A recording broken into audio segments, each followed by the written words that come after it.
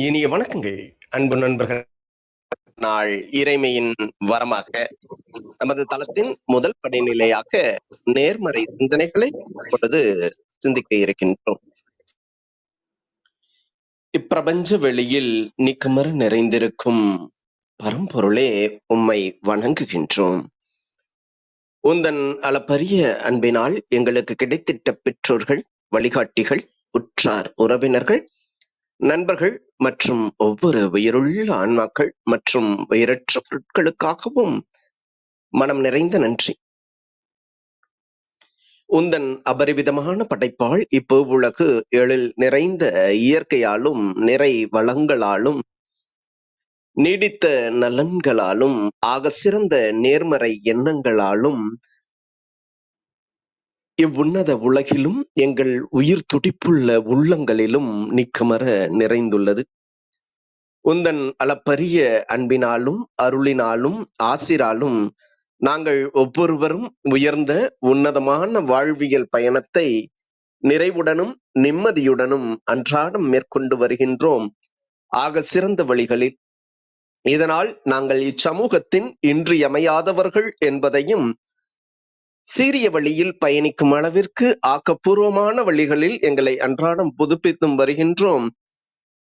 உந்தன் ஒப்பற்ற வழி நடத்துதலுடன் சிறுதுளி பெருவெள்ளமாகும் என்பதை போல் நாங்களும் சிறுக சிறுக சாதனை துளிகளை கோர்த்து வருங்கால சரித்திரத்தை ஆக்கப்பூர்வமான முன்னெடுப்புகளால் அலங்கரிக்கும் வரம் தாரும். அனைவருக்கும் நன்றி, அனைத்திற்கும் நன்றி, ஆண்டவனுக்கும் நன்றி. நமது நிகழ்வின் அடுத்த படிநிலையாக நாம் ஒரு நிமிட தியானத்திற்குள் பயணிக்க இருக்கின்றோம். கண்களை மெலிதாக மூடிக்கொள்வோம், கரங்களை கோர்த்துக் கொள்வோம். இப்பிரபஞ்ச பெருவெளியில் உள்ள இறைமைக்கு மனதார நன்றி பகிர கிடைத்த மற்றும் ஒரு அற்புதமான நன்னாள் இது. இப்பொழுது நாம் உச்சரிக்க இருக்கும் ஒவ்வொரு வார்த்தைகளுடன் நன்றி உணர்வினையும் கலந்து இறைமைக்கு சமர்ப்பிப்போம் அன்பின் காணிக்கையாய். இன்றெடுத்து அன்றாடம் அமுதூட்டி அன்பாகவும் கருணையாகவும் மாறிப்போன அன்பு தாய்க்கு மனம் நிறைந்த நன்றி. ஒவ்வொரு நாளையும் ஒவ்வொரு பொழுதையும் தமது உழைப்பாலும் தியாகத்தாலும் குடும்பத்தை நிறைத்து அறிவாகவும் ஆற்றலாகவும் மாறிப்போன அன்பு தந்தைக்கு மனம் நிறைந்த நன்றி. பரிசுத்தமான இயற்கையை பரிசளித்து சென்ற நம் முன்னோர்கள் ஒவ்வொருவருக்கும் மனம் நிறைந்த நன்றி. கற்பித்தல் என்னும் இனிய அனுபவங்கள் வாயிலாக அன்றாட பொழுதுகளை அர்த்தமுள்ளதாக்கும் ஆசிரிய பெருந்தகைகள் ஒவ்வொருவருக்கும் மனம் நிறைந்த நன்றி. இப்பிரபஞ்ச பூவுலகினுள் பயணித்துக் கொண்டிருக்கும், பயணிக்க இருக்கின்ற ஒவ்வொரு உயிருள்ள ஆன்மாக்களுக்கும் மனம் நிறைந்த நன்றி. உயிரற்ற பொருட்களாய் வாழ்வின் உடன் வழித்துணையாய் வாழ்வின் பாதையை என்றென்றும் நிறைக்கும் உயிரற்ற பொருட்களுக்கும் மனம் நிறைந்த நன்றி. இப்பிரபஞ்ச பூ உலகினை தமது பேரன்பாலும் பேரருளாலும் பேராசிராலும் ஆண்டு அரவணைத்து காத்து வரும் அந்த ஆண்டவனுக்கும் நன்றி. இப்பொழுது நமது சுவாசத்தின் ஓசையில் அது பயணிக்கும் பாதைகளில் நாமும் ஒரு நிமிடம் இணைந்து பயணிப்போம், நம் மூச்சின் சுவாசத்தினை சீர்மைப்படுத்தியவர்களாய்.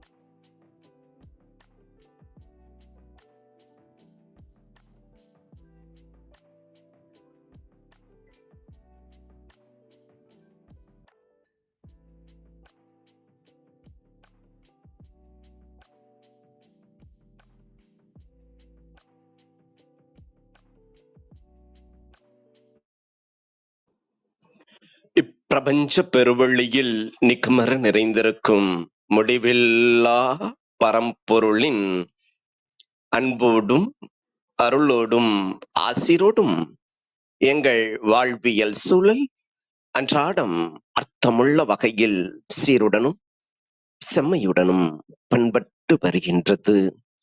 இதனால் இச்சமூகத்தின் சீரிய சிறந்த முன்மாதிரிகளாக நாங்கள் திகழ்வதோடு நில்லாமல் பல்வேறு சாதனைகளையும் அதன் வாயிலாக சரித்திரங்களையும் படைக்கும் அற்புத படைப்பாளிகளாக பரிணமிப்போம். இறைமைக்கு நன்றி.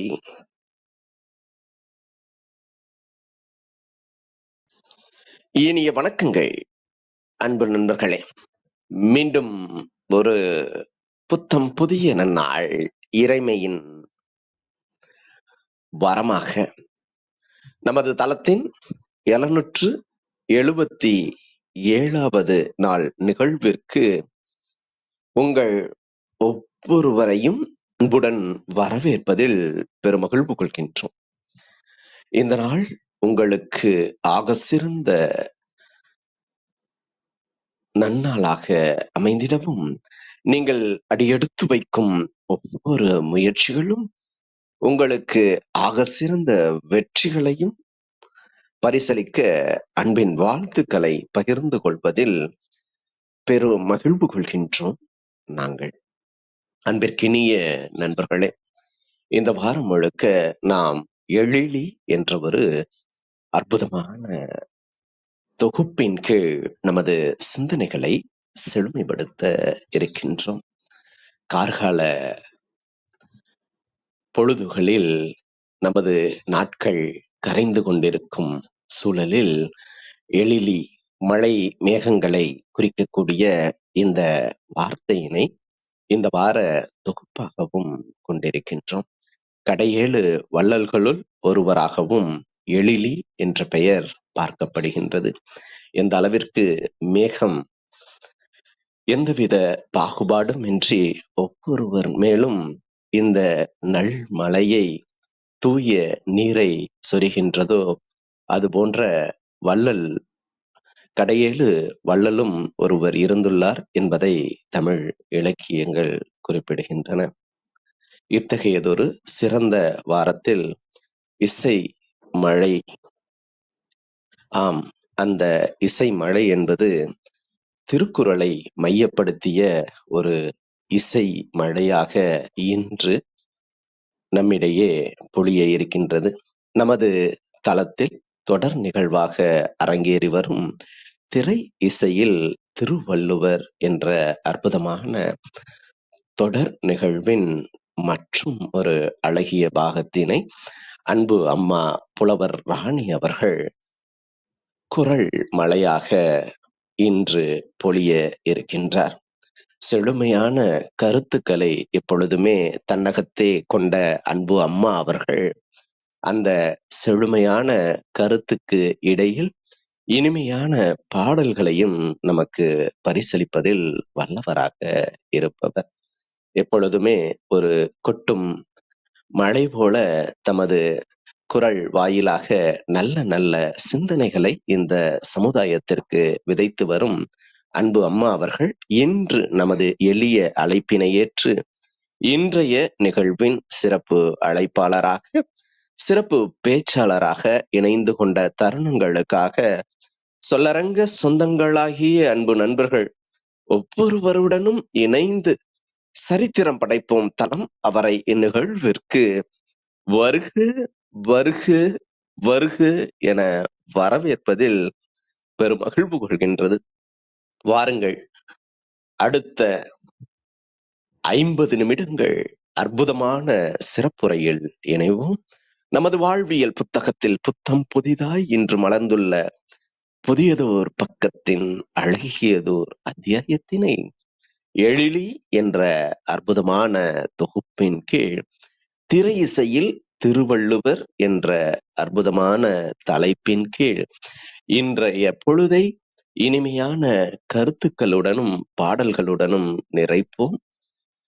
இன்றைய பொழுதின் இன்றைய நாளின் ஒவ்வொரு நிகழ்வுகளையும் இனிமைப்படுத்துவோம். நன்றி.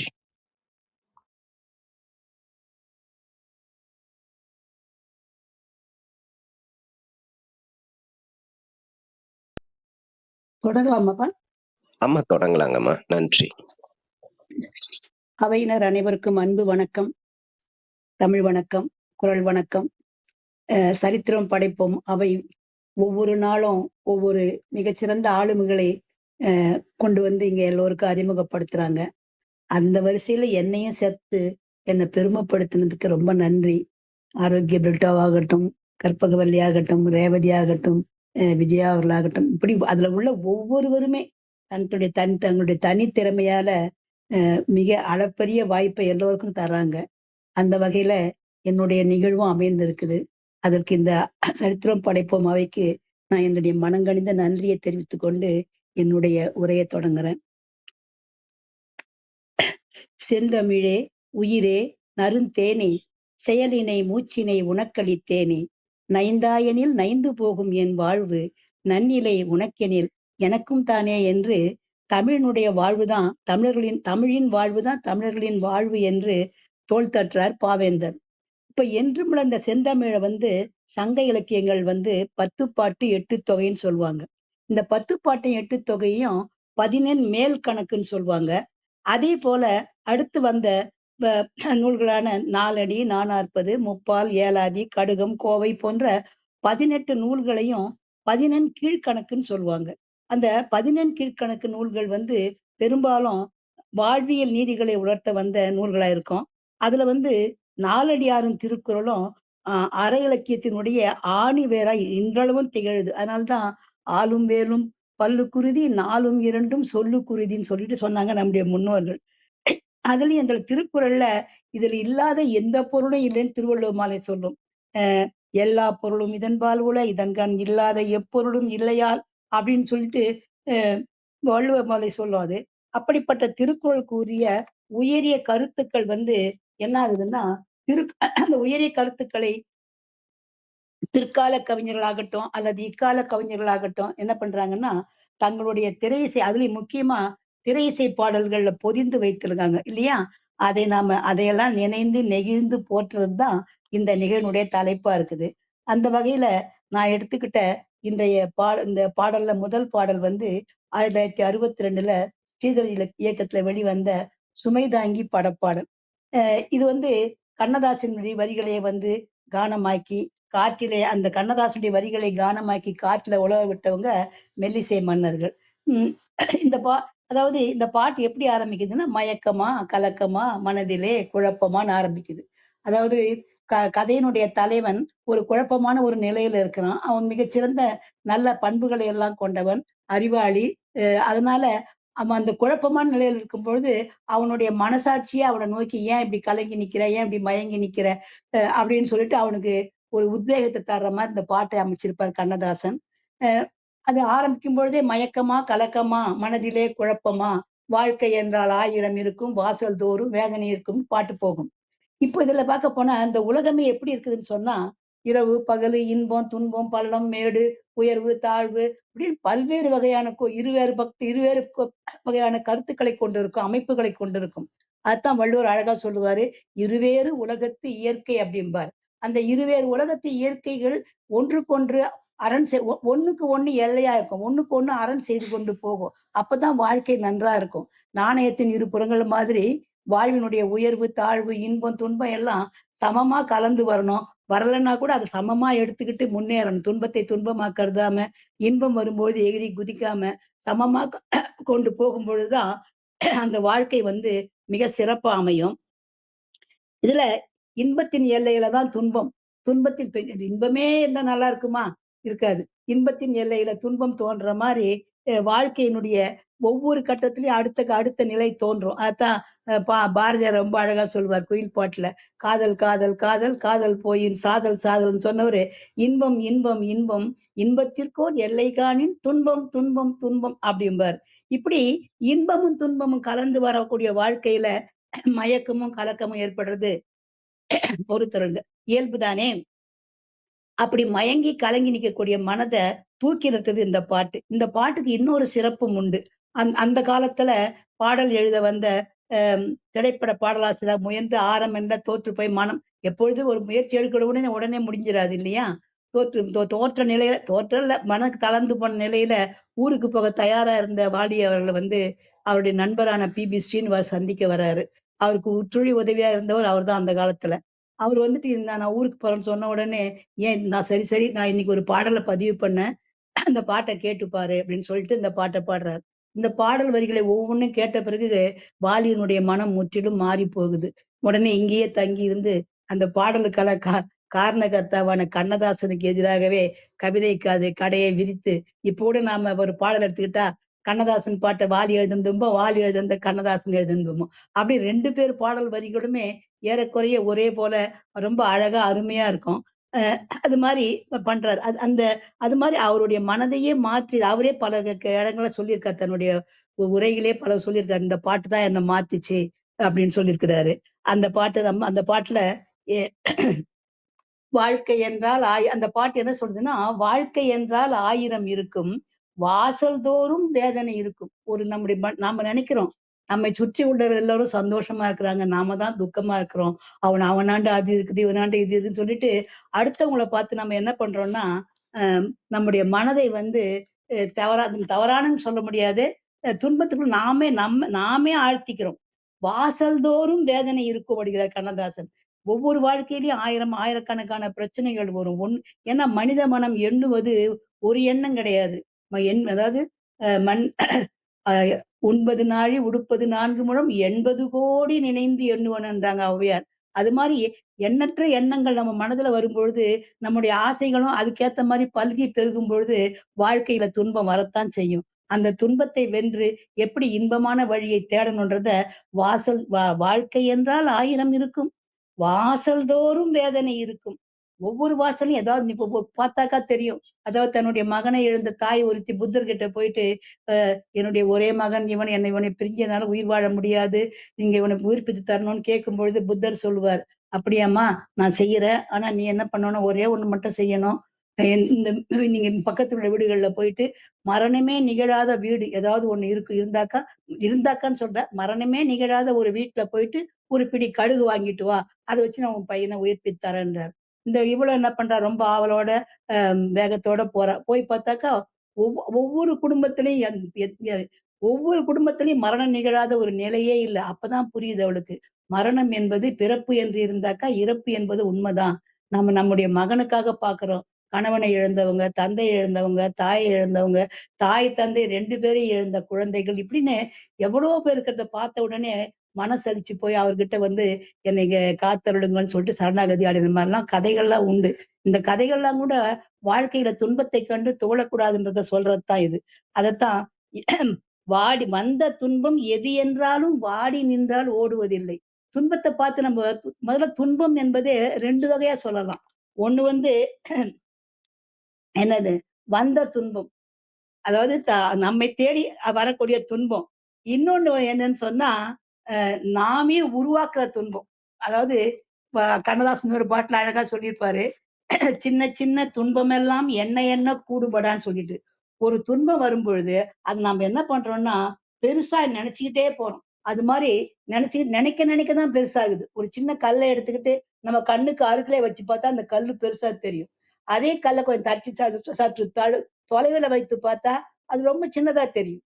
இப்படி துன்பங்கள் என்பது நாம் எண்ணக்கூடிய நம்முடைய அதை எப்படி எடுத்துக்குதோ அந்த மனதை பொறுத்தது தான். இதைத்தான் வள்ளுவர் ரொம்ப அழகா சொல்லுவார். "இடுக்கண் அழியாமைன்னு" ஒரு அதிகாரத்தையே வச்சிருக்காரு அவரு.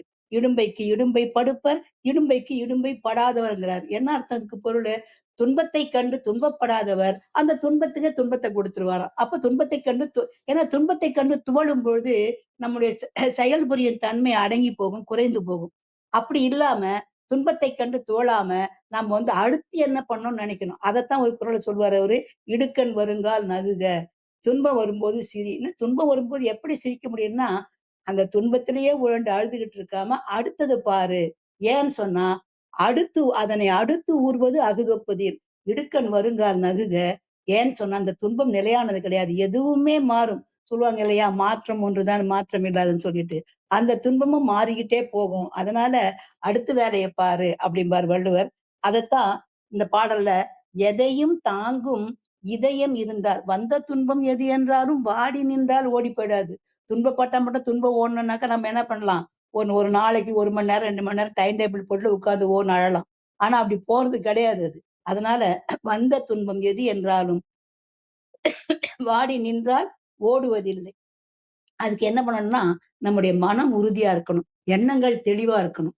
அ எதையும் தாங்கும் இதயம் இருந்தால் இறுதி வரைக்கும் அமைதி இருக்கும். எதையுமே ஏற்றுக்கொள்ள இதுவும் வாழ்க்கையின் ஒரு நியதி.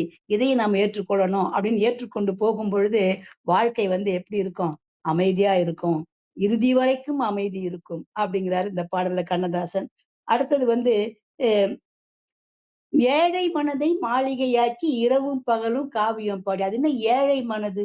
அதாவது நம்முடைய இல்லம் ஏழையா இருக்கலாம். ஆனா உள்ளம் மட்டும் ஒருபோதும் ஏழையாக கூடாது. ஏன்னு சொன்னா, "வெள்ளத்தனைய மலர் நீட்டம் மாந்தர்தம் உள்ளத்தனையது உயர்வுன்னு" வள்ளுவர் சொல்லுவார் இல்லையா? அது மாரி நம்முடைய எண்ணங்கள் உயர்வாக இருக்க இருக்க நீரின் மட்டம் உயர உயர தாமரையின் தண்டின் நீளமும் தாளின் நீளமும் உயர்ந்து கொண்டே போவது போல, உயர்ந்த எண்ணங்கள் இருக்கும் பொழுது நம்முடைய வாழ்க்கை அதை நோக்கி செல்லும் பொழுது இடையில வரக்கூடிய துன்பங்கள் எல்லாம் இல்லாமையே போயிடும். அதனால்தான் நாளை பொழுதை இறைவனுக்கு அளித்து நடக்கும் வாழ்வில் அமைதியை தேடு. ஏன்னு சொன்னா நடக்கும் வாழ்வில் ஏன் அமைதி தேடுனா, நீ மட்டும் துன்பப்பட நினைக்காத. உனக்கும் கீழே உள்ளவர் கோடி நினைத்து பார்த்து நிம்மதி நாடு. ஒரு சொல்லுவாங்க இல்லையா, காலுக்கு செருப்பில்லையே என்று கவலையோடு இருந்தேன். காலே இல்லாதவனை காணும் வரை அப்படிம்பாங்க. அதுபோல நம்மை விட நமக்கு வீடு இருக்குது, மனைவி குழந்தைகள் இருக்காங்க. அப்படியெல்லாம் இல்லாம வீடே இல்லாம ரோட்ல எத்தனை பேர் படுத்து தூங்குறாங்க. இப்படி நம்மை விட குறைவான வசதிகளுடன் நினைக்கும் பொழுது நம்முடைய வசதியின் மேல நமக்கு பெருசா தோணவே தோணாது. அதத்தான் இங்க உனக்கும் கீழே உள்ளவர் கோடி நினைத்து பார்த்து நிம்மதி நாடு அப்படிங்கிறாரு வள்ளுவர். ஒரு நீதிநெறி விளக்க பாடல் கூட சொல்லும். தம்மின் மெலியாரை நோக்கி தமதுடைமை அம்மா பெரிதென்று அகமகிழ்க. உன்னை விட வசதியில குறைந்தவங்கள பார்த்து, ஆஹா நாம எவ்வளவு பரவாயில்லையே அப்படின்னு நினைச்சு மகிழ்ந்து கொள் அப்படிங்கிறது. அதை சொல்லக்கூடிய இந்த பாடலை படிச்சிடுறேன் ஒரு நிமிடம். மயக்கமா கலக்கமா மனதிலே குழப்பமா வாழ்க்கையில் நடுக்கமா, மயக்கமா கலக்கமா மனதிலே குழப்பமா வாழ்க்கையில் நடுக்கமா, வாழ்க்கை என்றால் 1000 இருக்கும், வாசல் தோறும் வேதனை இருக்கும். வாழ்க்கை என்றால் 1000 இருக்கும், வாசல் தோறும் வேதனை இருக்கும். வந்த துன்பம் எது என்றாலும் வாடி நின்றால் ஓடுவதில்லை, வாடி நின்றால் ஓடுவதில்லை. எதையும் தாங்கும் இதயம் இருந்தால் இறுதி வரைக்கும் அமைதி இருக்கும். மயக்கமா கலக்கமா மனதிலே குழப்பமா வாழ்க்கையில் நடுக்கமா, மயக்கமா கலக்கமா. ஏழை மனதை மாளிகையாக்கி இரவும் பகலும் காவியம் பாடி, ஏழை மனதை மாளிகையாக்கி இரவும் பகலும் காவியம் பாடி, நாளை பொழுதை இறைவனுக்கு அளித்து நடக்கும் வாழ்வில் அமைதியை தேடு, நடக்கும் வாழ்வில் அமைதியை தேடு. உனக்கும் கீழே உள்ளவர் கோடி நினைத்து பார்த்து நிம்மதி நாடு. மயக்கமா கலக்கமா மனதிலே குழப்பமா வாழ்க்கையில் நடுக்கமா, மயக்கமா கலக்கமா அப்படின்னு ஒரு அருமையான பாடல். அன்று வரை இன்றளவும் கூட அந்த பாடல் எத்தனையோ தோண்டு போன நம்முடைய மனித மனங்களை தூக்கி நிறுத்தக்கூடிய ஒரு அற்புத சஞ்சீவியா இருக்குது. அடுத்த பாடல் ஆலங்குடி சோமுடைய பாடல் இது. டி.ஆர். பாப்பாவுடைய இசையில வந்த பாடல் இது. அதாவது அறிவை எல்லோருமே அறிவை ஒரு கருவியா கண்டவர் வள்ளுவர். அதுதான் ஒரு மிகச்சிறந்த கருவி. உன் கையில இருக்கிற பிற வேல், வாள், வில்லு, துப்பாக்கி இதெல்லாம் ஆயுதமே கிடையாது.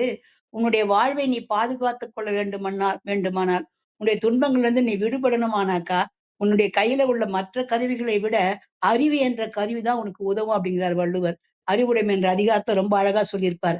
அறிவு அற்றம் காக்கும் கருவி செருவார்க்கும் உள்ளழிக்கல் ஆகாரன். அந்த கருவி என்ன, இப்ப நம்ம கையில ஒரு கத்தியோ துப்பாக்கி இருக்குன்னு வச்சுக்கங்களேன். நம்ம ஒரு பகைவரோட நம்ம மோதும் பொழுது நம்முடைய கவனக்குறைவினாலோ அல்லது எதிரில உள்ளவனுடைய ஆற்றலாலோ நம்முடைய கருவிகள் இடம் மாறி போயிடுச்சு. நம்ம கையில உள்ளது அவங்க கையில போயிட்டாலோ அல்லது அந்த கருவியை தட்டி பறிச்சுட்டாலோ தட்டிக்கே தள்ளிட்டாலோ நாம கையில நிலை நிற்போம். அப்படி இல்லாம அறிவு என்பது யாராலையும் அழிக்க முடியாத ஆற்றல். அதைத்தான் இந்த குறள் சொல்றாரு. அறிவு அற்றம் காக்கும் கருவி. உனக்கு ஒரு துன்பம் வரும்பொழுதோ ஒரு துயர் வரும்பொழுதோ ஒரு தடை வரும்பொழுதோ அதிலிருந்து உன்னை காப்பாற்றக்கூடிய கருவின்னு சொன்னதோட நிக்காம செருவார்க்கும் உள்ளழிக்கல் ஆகாரன். செருவார்னா நமக்கு பகைவர்கள், நம்முடைய வளர்ச்சியை விரும்பாதவங்க. அவங்களால கூட அழிக்க உள்ளழிக்கல் ஆகாரன்னாக்கா உள்ள புகுந்து நம்ம கையில உள்ளதை பறிக்கிற மாதிரி அந்த அறிவை பறித்து கொள்ள முடியாது. அதனாலதான் அறிவை அற்றம் காக்கும் கருவிங்கிறார். இதை மையமா வச்சுதான் ஒரு பாட்டை ஆலங்குடி சோமு எழுதியிருப்பாரு. கத்தியை தீட்டாதே உந்தன் புத்தியை தீட்டு. கத்தியை தீட்டினாக்கா 4 முறை வெட்டினா கூர் மழுங்கி போயிடும். ஆனா அறிவை தீட்ட தீட்ட அந்த அறிவை செயல்படுத்த அந்த அறிவானது மேலும் மேலும் வளர்ந்து பெருகும். அதனாலதான் அறிவுடையார் எல்லாம் உடையார் அறிவிலார் என்னுடையரேனும் இலர் அப்படிங்கிறார் வள்ளுவர். அறிவு உடையவன் எல்லா வித துன்பங்களையும் இன்பங்களையும் ரெண்டுத்தையும் சமமா ஏத்துப்பான். அப்புறம் துன்பம் வந்தாலும் துவண்டு போக மாட்டான், இன்பம் வந்தாலும் எகிரி குதிக்க மாட்டான், அமைதியா எல்லாவற்றையும் இனிமையா வாழ்க்கையை அமைதியா நடத்திக்கிட்டு போவான் அப்படிங்கறதுதான் அந்த பாட்டு சொல்லுது. கத்தியை தீட்டாதே உந்தன் புத்தியை தீட்டு. அப்படி உன்னுடைய புத்தி அறிவை தீட்டு நடத்திட்டுனாக்கா உன்னுடைய நீங்க பிறர் வாழ்க்கையில பிறரை துன்புறுத்தவே மாட்ட நீ. கண்ணியம் தவறாதே அதிலே திறமையை காட்டு. நம்முடைய அதாவது ஒரு சின்ன குழந்தை கூட கொஞ்சம் தவறே பண்ணியிருந்தாலும் கூட அதை கோபமா திட்டும் பொழுது அது செய்த தவறை நினைக்காது, திட்டினாங்களேன்றதுதான் பெருசா இருக்கும். அதனால அதை கூட சொல்ற முறையில சொன்னாக்கா அது புரிந்து கொள்ளும். அன்பா கூப்பிட்டு இப்படி பண்ணியிருக்கிற பாரு. ஆனா நமக்கு அந்த பொறுமையெல்லாம் இருக்கிறது கிடையாது. அதனாலதான் கண்ணியம் தவறாதே அதிலே திறமையை காட்டு. அந்த நேரத்துல பொறுமை கொள்றதெல்லாம் கஷ்டம். அதனாலதான் திறமையை காட்டுங்கிறார் இவரு. கத்தியை தீட்டாதே உந்தன் புத்தியை தீட்டு, கண்ணியம் தவறாதே அதிலே திறமையை காட்டு அப்படிங்கிறார். ஒரு தவறோ ஒரு துன்பமோ வரும்பொழுது நமக்கு யாராவது தவறு செய்யும் பொழுதோ ஒரு ஒரு வேணும்னு சொல்லிட்டு நம்முடைய தொழில் இடர்பாடு உழைக்கும் பொழுது நம்ம குடும்பத்துல ஒரு குழப்பத்தை விளைவிக்கும் பொழுது நமக்கு ஒரு ஆத்திரம் வரும், கோபம் வரும் இல்லையா? கோபம் மனித மனங்களிலேயே கொள்ளக்கூடாத ஒரு மோசமான குணம் கோபம். சினம் என்னும் சேர்ந்தாரை கொல் என்று சொல்வார் வள்ளுவர். சினம் என்பது உன்னை மட்டும் அழிக்காது, உன்னை சேர்ந்தவர்களையும் அழிக்கும். சேர்ந்தாரை கொல்லி இனம் என்னும் ஏம புனையை சுடும். உன்னை சுற்றி உன்னுடைய கோபமானது உன்னை மட்டும் அழிக்காது. உன்னை மட்டும் தானே அர்த்தம். கோபம் வரும்போது நம்முடைய உடல்நிலையே மாறிடும். கண்கள் சிவந்து போகும், வார்த்தைகள் குளறும், வேகமா வரும், கைகள் நடுங்கும். அளவுக்கு அதிகமான கோபத்துல முதல்ல நம்முடைய உடல்நிலை எல்லாமே நம்முடைய உடல்நிலை முதல்ல பாதிக்கப்படும். அப்போது வரக்கூடிய வார்த்தைகள் நம்ம எதிரில் உள்ளவங்க மனதையும் சுட்டு நம்ம விட்டு விலகி நிக்க சொல்லும். அதைத்தான் சினமென்னும் சேர்ந்தாரை கொல்லிங்கிறார். சேர்ந்தவங்களை கொல்லக்கூடியது இனமென்னும் ஏம புனையை சுடும். உன்னை மட்டும் சுடாது, உன்னுடைய சுற்றத்தாரை உன்னை சுற்றி உழவு எல்லாரையும் சுட்டு உன்னை தனிமைப்படுத்திருங்கிறார் வள்ளுவர். அதைத்தான் வெகுளாமின் ஒரு அதிகாரத்தை அழகா சொல்லியிருப்பாரு. இனர் அதுக்கு அப்புறம் அதைத்தான் இந்த பாடல் சொல்லுது. ஆத்திரம் கண்ணை மறைத்திடும் போது அறிவுக்கு வேலை கொடு, உன்னை அழித்திட வந்த பகைவன் என்றாலும் அன்புக்கு பாதை விடு. ஆத்திரம் மறைக்கும் பொழுது கண்ணை மறைக்கும் பொழுது நம்ம என்ன செய்யணும்? உணர்வுக்கு வேலை தரக்கூடாது, அறிவுக்கு வேலை தரணும். இப்படி சொல்லிட்டானே அதான் நிக்கும். அப்படி சொல்லிட்டானா, ஏன் சொன்னான், நாம என்ன பண்ணோம்? சரி அவன் சொல்லிட்டான், அவன் தான் கோபமா பேசுறான், நாமளும் பேசினா என்ன அர்த்தம்? நமக்காக எவ்வளவு நல்லது பண்ணியிருக்கான் இல்லையா? ஒன்றென்ன இன்னா செய்யணும் அவர் செய்த ஒன்று நன்று உள்ள கெடும் என்றாலே வள்ளுவர். அந்த உன்னை நினைச்சுப்பா, உன்னை கொல்றது போன்ற ஒரு துன்பத்தை ஒருத்தன் செஞ்சா கூட அவன் அந்த நேரத்துல அவன் செஞ்ச ஏதாவது ஒரு நன்மையை தான் நினைச்சுப்பாரு. உடனே உன் மனசு மாறிடும். ஒன்றென்ன இன்னா செய்யணும் அவர் செய்த ஒன்று நன்று உள்ள கெடும். அதை நீ நினைச்சினாலே அந்த கோபம் மறைஞ்சிருங்கிறார். அதைத்தான் ஆலங்குடி சோமு ஆத்திரம் கண்ணை மறைத்திடும் போது அறிவுக்கு வேலை கொடு, உன்னை அழித்திட வந்த பகைவன் என்றாலும் அன்புக்கு பாதை விடு. அதாவது இனரெறி தோய்வண்ண இன்னா செய்யினும் புணரின் வெகுளாமை நன்று. அதாவது நம்மள நம்முடைய கொல்வதை போன்ற துன்பத்தை செஞ்சாலும் கூட நம்ம கோபப்படாம இருக்கிறது நல்லதுங்கிறாரு. அந்த மனதிலே அன்பு இருந்தாக்கா அந்த கோபம் வராது அப்படிங்கிறாரு. அந்த அன்பு அதிகமாகும் பொழுது நம்ம என்ன பண்ணுவோம்? இமை குற்றம் கண்ணுக்கு தெரியாதுன்னு சொல்லுவாங்க இல்லையா? மன்னிக்க அவன ஏதோ தப்பா தெரியாது பேசிட்டான்டா விட்றா அப்படின்னு போகும் பொழுது அங்க ஒரு நட்பு பாலம் உருவாகிடும். ஏற்கனவே இது நட்பு ஏதோ ஒரு காரணத்தால ஒரு சின்ன இடர்பாடு நேரும் பொழுது இந்த மன்னிக்க தெரிந்த மனம் இருந்தாக்கா அந்த நட்பு மேலும் இறுகி அந்த பாலம் இன்னும் உறுதிப்படும். 2 பேர் வாழ்க்கையுமே மிகவும் மகிழ்ச்சியா இருக்கும். அப்படி இல்லாம ஒரு சின்ன வார்த்தையை வச்சுக்கிட்டு ஒருத்தர் இப்ப தாக்கி பேசும்பொழுது ஒரு சொல் பல சொல்லாகி வருத்தும் பொழுது 2 பேர்கிட்ட ஒரு பெரிய இடைவெளி விழுந்து வாழ்க்கையே துன்பமாயிடும். அதத்தான் மன்னிக்க தெரிந்த மனிதனின் உள்ளம் மாணிக்க கோவிலப்பா, இதை மறந்தவன் வாழ்வு தடம் தெரியாமல் மறைந்தே போகும் அப்பாங்கிறார். அந்த பிறரை வள்ளுவர் அழகா சொல்லுவார் இல்லையா? அறிவினால் ஆகுவதுண்டோ பிரிதின் நோய் தன்னோய் போல் போற்றாக்கடை. அடுத்தவனுக்கு வர துன்பத்தை கூட உன்னுடைய துன்பமா நீ நினைச்சு நீ தவிர்க்க முடிஞ்சாக்கா அவன் உன் மேல அன்போட இருப்பான். அது மட்டும் இல்லாம இன்னா செய்தாரை ஒருத்தல் அவர் நாண நன்னயம் செய்து விட. ஒரு துன்பம் பண்றான்னா அந்த துன்பத்தை மறந்துடு. அது மட்டும் இல்லாம நன்மையாவது செய். இல்ல நன்மை செய்ய முடியல அந்த துன்பத்தை மறந்து மன்னிச்சு விட்டுட்டு போங்கிறார். மன்னிக்க தெரிந்த மனிதன் அன்புள்ள மாணிக்க கோயிலப்பா, இதை மறந்தவன் வாழ்வு தடம் தெரியாமல் மறைந்தே போகும் அப்பாங்கிறார் அவரு. அப்புறம் ஏன்னு சொன்னா இந்த உலகத்துல நம்ம வர்றதுக்கு ஒரு கால அளவு இருக்குது. 10 மாதம், 280 நாள், 75 நாள் அப்படின்னு டைம் இருக்குது. ஆனா நம்ம எப்ப போய் சேருவோம் யாருக்குமே தெரியாது. நெருநல் உளன் ஒருவன் இன்றில்லை என்னும் பெருமை உடைத்து இவ்வுலகு. இந்த குறளுக்கு அதிகம் அருமையா நகுலன் என்ற ஒரு கவிதை எழுதியிருப்பாரு. வாழ்வதற்காகத்தான் வந்தோம், இல்ல இல்லாமல் போகிறோம். வாழ்றதாக நம்ம இந்த உலகத்துக்கு வர்றோம். ஆனா ஒரு நாள் என்ன பண்றோம் நம்ம? இல்லாமலேயே போறோம். இன்னும் அழகா எழுதியிருப்பாரு. நான் மறந்துட்டேன் அந்த வரிய. ரொம்ப சிறப்பா எழுதியிருப்பாரு அவரு. அப்படி வாழ்க்கை என்பது நிலையாண்மை உடையது. வள்ளுவர் அழகா சொல்லுவார் இல்லையா? "நெருநல் உளனொருவன் இன்றில்லை என்னும் பெருமை உடைத்து உலகு." நேத்து நல்லாதான்பா இருந்தேன். காலையிலோட நான் பார்த்தேன்பா. பேசிட்டு தான்பா இருந்தாரு. என்னப்பா ஆச்சு அவருக்கு? இப்படித்தான் மனித வாழ்க்கை நிலையே இல்லாதது. ஆறிலும் சாவு, நூறிலும் சாவு. மரணம் எப்போ வேணாலும் வர்றதுக்கு தெரியவே தெரியாது நமக்கு. அதத்தான் இங்கே இருப்பது சில காலம், இதற்குள் ஏனோ அகம்பாவம். நாம இங்க இருக்க போறது கொஞ்ச நாள் தான். இதுக்கு இடையில இந்த கொஞ்ச நாள்ல ஒருத்தர் அன்பு பாராட்டி, நீ நம்மால முடிந்த நல்லதை செய்து, மகிழ்வா வாழறதுதான் வாழ்க்கையே தவிர, வாழ்வதுதான் வாழ்க்கை. அப்படி இல்லாம ஒருத்தரை ஒருத்தர் வீழ்த்த பார்த்தா நாம தான் வீழுவோம். அதனாலதான் மன்னி இங்கே இருப்பது சில காலம், இதற்குள் ஏனோ அகம்பாவம். இதனால் உண்டோ ஒரு லாபம். இதனால ஏதாவது ஒரு லாபம் இருக்குதா? கோபப்பட்டு ஒரு வார்த்தையை பேசிடுறோம். அப்புறம் யோசித்து பாருங்க. நம்முடைய கருத்துக்கள்ல நியாயம் இருந்தா கூட நம்ம கோவப்படுறதுக்கு காரணம் இருந்தாலும் கூட, அந்த வார்த்தைகள் அதிகமா அவங்கள நம்ம தாக்கும் பொழுது பின்னாடி யோசித்து பார்க்கும்போது, நம்ம இப்படி பேசியிருக்க வேணாமோ, இத சொல்லியிருக்க வேணாமோ அப்படின்னு அதன் பிறகு யோசிப்பதை விட அறிவுக்கு வேலை கொடுக்கணும்ன்றது அந்த பாட்டு. ரொம்ப நல்ல பாட்டு இது. இந்த பாட்டையும் பாடிடுறேன். ஒரு நிமிடம். கத்தியை தீட்டாதே உந்தன் புத்தியை தீட்டு, கண்ணியம் தவறாதே அதிலே திறமையை காட்டு. கத்தியை தீட்டாதே உந்தன் புத்தியை தீட்டு, கண்ணியம் தவறாதே அதிலே திறமையை காட்டு. ஆத்திரம் கண்ணை மறைத்திடும் போது அறிவுக்கு வேலை கொடு. ஆத்திரம் கண்ணை மறைத்திடும் போது அறிவுக்கு வேலை கொடு. உன்னை அழித்திட வந்த பகைவன் என்றாலும் அன்புக்கு பாதை விடு. கத்தியை தீட்டாதே உந்தன் புத்தியை தீட்டு, கண்ணியம் தவறாதே அதிலே திறமையை காட்டு. மன்னிக்க தெரிந்த மனிதனின் உள்ளம் மாணிக்க கோயிலப்பா. மன்னிக்க தெரிந்த மனிதனின் உள்ளம் மாணிக்க கோயிலப்பா. இதை மறந்தவன் வாழ்வு தடந்தெரியாமல் மறைந்தே போகுமப்பா. மறைந்தே போகுமப்பா. கத்தியை தீட்டாதே உந்தன் புத்தியை தீட்டு, கண்ணியம் தவறாதே அதிலே திறமையை காட்டு. இங்கே இருப்பது சில காலம், இதற்குள் ஏனோ அகம்பாவம். இதனால் உண்டோ ஒரு லாபம், இதை எண்ணிப்பாரு தெளிவாகும், எண்ணிப்பாரு தெளிவாகும்.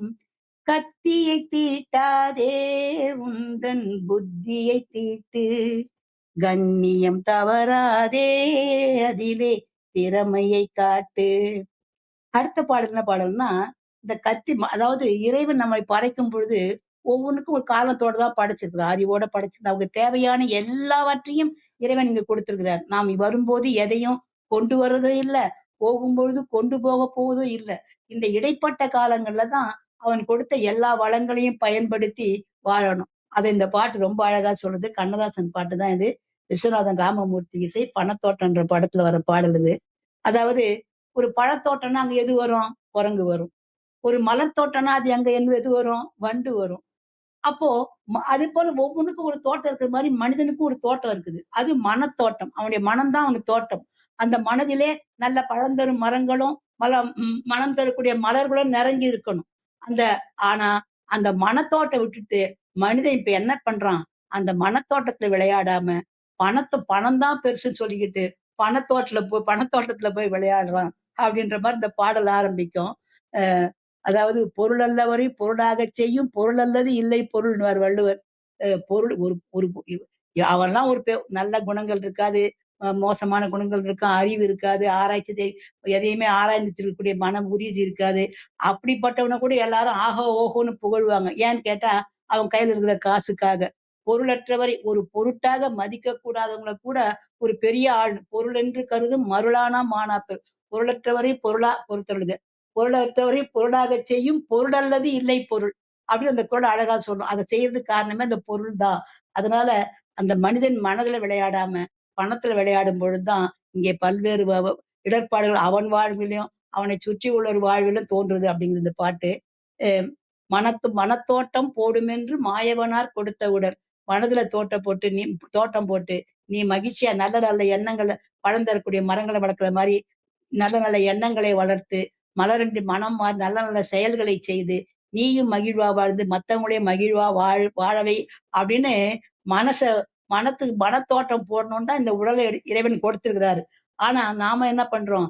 மனத்தோட்டம் ஏன் போட்டுது அப்படின்னு பாடுற மாதிரி, மனத்தோட்டம் போடும் என்று மாயவனார் கொடுத்த உடல் பணத்தோட்டம் போட்டதே அடி. இந்த பணத்தோட்டம் போடுதே முத்தம்மா, பணத்தோட்டம் போட்டதே அடி அப்படின்னு பாடுறது.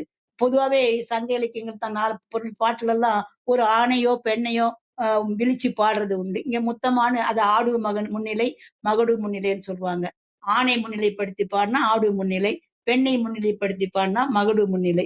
இங்க முத்தமான ஒரு பெண் எதிர உள்ள பெண்ணு கிடையாது, பொதுவா சொல்லி பாடுறது இது. நம்முடைய மனித குணம் எப்படிப்பட்ட குணம், நம்முடைய தமிழ் இனம் எப்படிப்பட்ட இனம், அதையெல்லாம் அந்த பாட்டுல சொல்றாரு கண்ணதாசன். சங்கத்தால் பிறந்த இனம். சங்கம் அமைத்து ஒற்றுமையா இருந்து தமிழ் மொழியை வளர்த்து சங்கத்தால பிறந்த இனம். சிங்கம் போல வளர்ந்த குணம். சிங்கம் போல ஒரு தலைமை பொறுப்போடக்கூடிய உயர்ந்த குணங்களை எல்லாம் பெற்று வளர்ந்த இந்த குணம் எல்லாம் மாறி போய் இப்ப என்ன ஆயிடுச்சு? தங்கத்தால் அழிந்ததே அடி. தங்கம்ன்றது ஒரு பொருள் தானே. அந்த தங்கத்து மேல கொண்ட ஆசை சொல்லுவாங்க இல்லையா? மண்ணாசை, பெண்ணாசை, பொன்னாசை. இந்த பொன்னாசை ரொம்ப மோசமானது. ஒருத்தன் மண்ணாசை இல்லாம கூட இருப்பான், பெண்ணாசை கூட ஒழிச்சிட்டு இருக்கலாம். ஆனா பொன்னாசை இல்லாதவங்க யாருமே இருக்க முடியாது இல்லையா? அதனாலதான் சீரின் தங்கத்தால் அழிந்ததேயடி முத்தமா, தங்கத்தால் அழிந்ததேயடின்னு சொல்லுவாங்க. சீரினும் சீரல்ல செய்யாரே சீரோடு பேராண்மை வேண்டுபவர் அப்படிங்கிறார் குறள் சொல்றார் வள்ளுவர் மானம் என்ற அதிகாரத்துல. மானத்தை உடையவர்கள் புகழுக்காக கூட குடிப்பெருமைக்கு பொருந்தாத செயலை செய்ய மாட்டாங்களாம். புகழ் வருதுன்னு சொல்லிட்டு கூட தனக்கு இழுக்கு நேர்ற மாதிரி எந்த செயலும் செய்ய மாட்டாங்களாம். அத சொல்லுவாங்க இல்லையா? பழியனின் உலகுடன் பெரினும் கொள்ளலர், புகழனின் உயிரும் கொடுக்குவர் ஒரு புறநானூற்று பாட்டம் சொல்லுவேன் இல்லையா? அதை போல சங்கத்தால் பிறந்த இனம், சிங்கம் போல வளர்ந்த குணம், தங்கத்தால அழிஞ்சு போச்சே அப்படின்னு பாடுற மாதிரி இந்த பாட்டு வருது. அடுத்தது இதுக்கெல்லாம் என்ன காரணம்? ஆசை. ஆசை ஆசை ஆசைதான். ஆசை இருக்கலாம், ஆனா அது பேராசையா மாறக்கூடாது. ஆசை அளவோடு இருக்கும்போது அது நல்லது. ஒரு வாய்க்கால தண்ணி போகுதுன்னு சொன்னாக்கா அந்த கரைக்குள்ள அது போகும்பொழுது அது வயலுக்கு பாய்ந்து நலன் கொடுக்கும். அப்படி இல்லாம அது கரையை உடைச்சிட்டு போகும் பொழுது வயலுக்கும் பயன்படாது, எதுக்குமே பயன்படாம வீணா போயிடும். இனி பாயிற இடத்துல எல்லாத்தையும் அழிவையும் அது உண்டாக்கும் இல்லையா? அதத்தான் திருமணோடு சொல்வார், ஆசை அருமீன்கள் ஆசை அருமீன்கள் ஈசனோடாயினும் ஆசை அருமீன்கள். கடவுள் மேல கூட ஆசை வைக்காத, அன்பு வை, ஆசை வைக்காது அப்படிம்பாங்க. அதத்தான் அவா இல்லார்க்கு இல்லாகும் துன்பம் அகுதுண்டேல் தவா அது மேன்மேல் வரும் அப்படிங்கிறார் வள்ளுவர் அவா அறுத்தல் அதிகாரத்துல. ஆஹ் அவா இல்லாருக்கு ஆசை இல்லைன்னு சொன்னா நமக்கு துன்பமே இருக்காது. அகுது உண்டே அந்த துன்பம் அந்த ஆசை இருந்ததுனாக்கா தவா அது மேன்மேல் வரும். தவானா இங்க துன்பம், துன்பமானது மேன்மேலும் வரும். அந்த அது கிடைக்கலையே, அவன் அவ்வளவு பெரிய கார், உங்ககிட்டயும் கார் இருக்கும், அவன் அவ்வளவு பெரிய கார் வச்சிருக்காரு, பெரிய கார் பேர் எல்லாம் சொல்லுவாங்க இல்லையா, அதை வச்சிருக்கா, நம்மகிட்ட சின்ன கார் தானே இருக்குது. இப்படி ஆசைகள் நம்ம வளர்த்து கொண்டே போனாக்கா போதும் என்ற மனமே பொன் செய்யும் மருந்து என்ற கருத்தை எல்லாம் தூக்கி போட்டுட்டு ஆசை வயப்பட்டாக்கா நம்ம வாழ்க்கையில அல்லல் தான் அதிகமாகும். அதைத்தான் இந்த பாட்டுல அது ஒரு உதாரணமா சொல்லுவார் கண்ணதாசன். ஊசி முனை காதுக்குள்ளே ஒட்டகங்கள் போனாலும் போகுமா. ஊசி முனைன்றது மிக சின்ன துளை அது. ஒரு சின்ன நூல் நுழையறதாக தான். அதுக்குள்ள ஒட்டம் போனாலும் ஒட்டகம் எவ்வளவு பெரிய உருவம், அது போனா கூட போகும். போகும்னா போகும் இல்ல, அது போனா கூட போக முடியும். ஆனா இந்த மனித மனதுல உள்ள காசாசை போகவே போகாது அப்படிங்கிறாரு இவரு. ஊசி முனை காதுக்குள்ளே ஒட்டகங்கள் போனாலும் காசாசை போகாதடி கண்ணம் முத்தம்மா கட்டையிலும் வேகாது. அவன் வேகும் போது கூட சொல்லுவாங்க, அதாவது இறக்கும் போது கூட என்ன பண்ணுவாங்கன்னா, அவங்க என்ன ஒரு சட்டுன்னு சிலது உயிர் போகாது. தங்கத்தை அரைச்சி ஊத்துவாங்க, பாலை ஊத்துவாங்க, வேண்டியதெல்லாம் கொடுப்பாங்க, அது மாதிரிலாம் பண்ணுவாங்க இல்லையா. அது கொண்டு போய் சுடுகாட்டுல கொண்டு போய் சுடும்போது கூட என்ன ஆகாதான், கட்டையிலயும் வேகாம போயிடுமா அப்படின்னு பாடுறாரு. ஊசி முனை காதுக்குள்ளே ஒட்டகங்கள் போனாலும் காசாசை போகாதடி முத்தம்மா கட்டையிலும் வேகாதடி அப்படிங்கிறாங்க. அடுத்தது இன்னொரு அடுத்த சரணம் ரொம்ப அழகா இருக்கும். இந்த பாட்டு சொல்றதுக்கு முன்ன ஒரு உதாரணம் சொல்றேன் நான். அதாவது ஒரு தாமரை குளம், அங்க நிறைய தாமரை குளம்னா என்ன இருக்கும், நிறைய தாமரை பூக்கள் பூத்து இருக்குது. அங்க தவளையும் இருக்குது. அந்த தவளைக்கு அந்த தாமரை பூவுடைய மனம் தெரியுமா, அதுல உள்ள தேன் தெரியுமா, ஒண்ணும் தெரியாது. அந்த தாமரையோடே பிறந்து தாமரையோடே வளர்ந்தாலும் கூட தெரியாது. ஆனா எங்கேயும் ஒரு காட்டுல இருந்துகிட்டோ ஒரு ஏதோ இடத்துல இருந்துகிட்டு அந்த வண்டு என்ன பண்ணும், அந்த தாமரை வளரை தேடி வந்து அந்த தேனை உண்டு உண்டு மகிழும். அதத்தான் ஒரு பாட்டு ஒண்ணு சொல்லும்.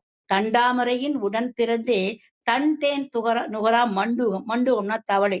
வண்டோ காணத்திட இருந்து வந்து கமல மது உண்ணும். கமலம்னா தாமரைப்பூ. அதாவது தாமரையோட பிறந்தும் கூட அதோடைய அந்த அந்த தேனை நுகராத தவளை இருக்கும். ஆனா வண்டு காணத்திலிருந்து வந்து கூட அந்த கமல மது உண்ணும்னாக்கா தாமரையினுடைய மதுவை உண்ணும்.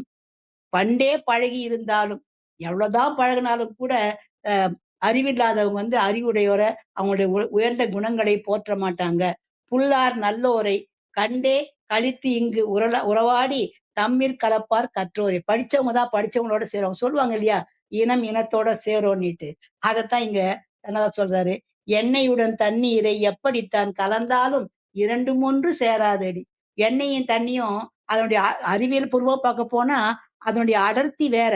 அந்த அடர்த்தினாலதான் அதுங்க அதனுடைய தன்மை மாறுபடுது. எண்ணெய் வந்து அடர்த்தி குறைஞ்சது, தண்ணீர் வந்து கிராம் 1 கிராம் பை கன சென்டிமீட்டர் சொல்லுவாங்க இல்லையா.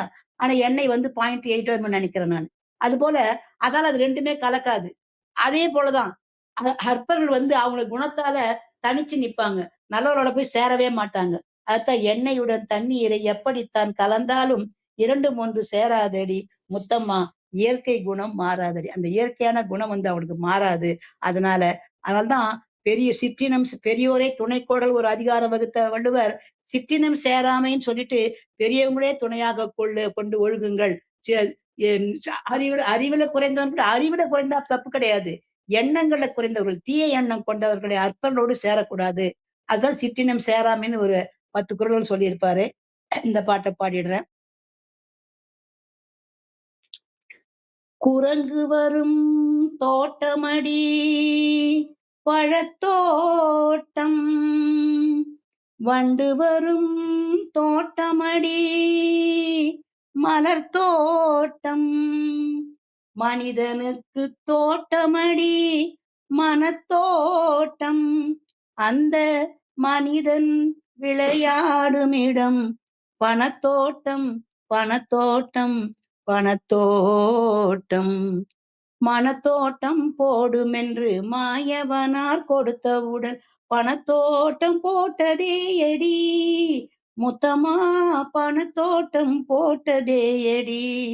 மனத்தோட்டம் போடும் என்று மாயவனார் கொடுத்தவுடன் பணத்தோட்டம் போட்டதே எடி முத்தம்மா, பணத்தோட்டம் போட்டதே எடி.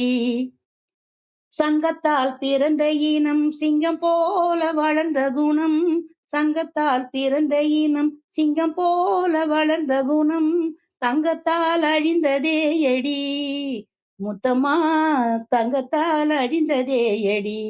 என் முத்தம்மா, தங்கத்தால் அழிந்ததே எடி. மனத்தோட்டம் போடும் என்று மாயவனார் கொடுத்தவுடன் பணத்தோட்டம் போட்டதே எடி முத்தம்மா, பணத்தோட்டம் போட்டதே எடி. ஊசி முனை காதுக்குள்ளே ஒட்டகங்கள் போனாலும் காசாசை போகாதடி முத்தம்மா, கட்டையிலும் வேகாதடி. ஊசி முனை காதுக்குள்ளே ஒட்டகங்கள் போனாலும் காசாசை போகாதடி முத்தம்மா, கட்டையிலும் வேகாதடி. என் முத்தம்மா, கட்டையிலும் வேகாதடி. பணத்தோட்டம் பொறுத்தருள்க. மனத்தோட்டம் போடும் என்று மாயவனார் கொடுத்தவுடன் பணத்தோட்டம் போட்டதே எடி முத்தம்மா, பணத்தோட்டம் போட்டதே எடி. எண்ணெயுடன் தண்ணீரை எப்படித்தான் கலந்தாலும் இரண்டும் ஒன்று சேராதடி. எண்ணெயுடன் தண்ணீரை எப்படித்தான் கலந்தாலும் இரண்டும் ஒன்று சேராதடி. என் முத்தம்மா, இயற்கை குணம் மாறாதடி. என் முத்தம்மா, இயற்கை குணம் மாறாதடி.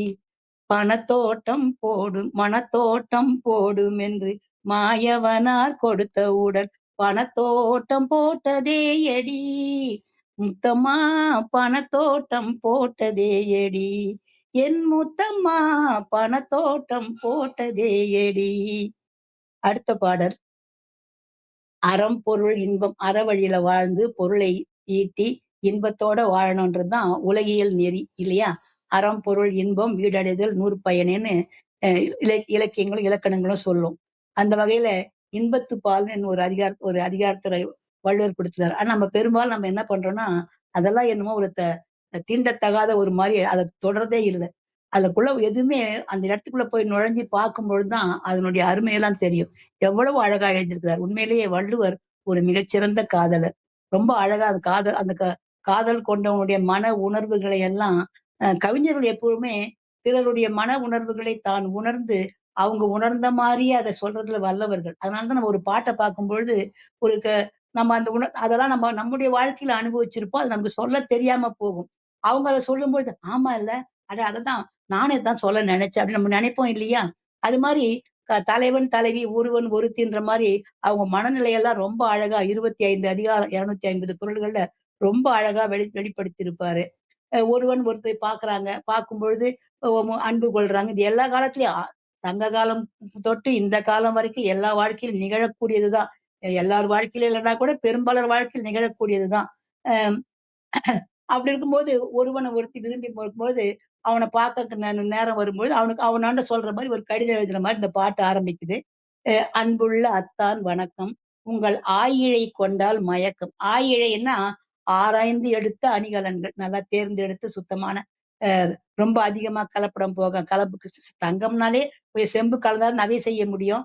24 கேரட்ல நகை செய்ய முடியாது.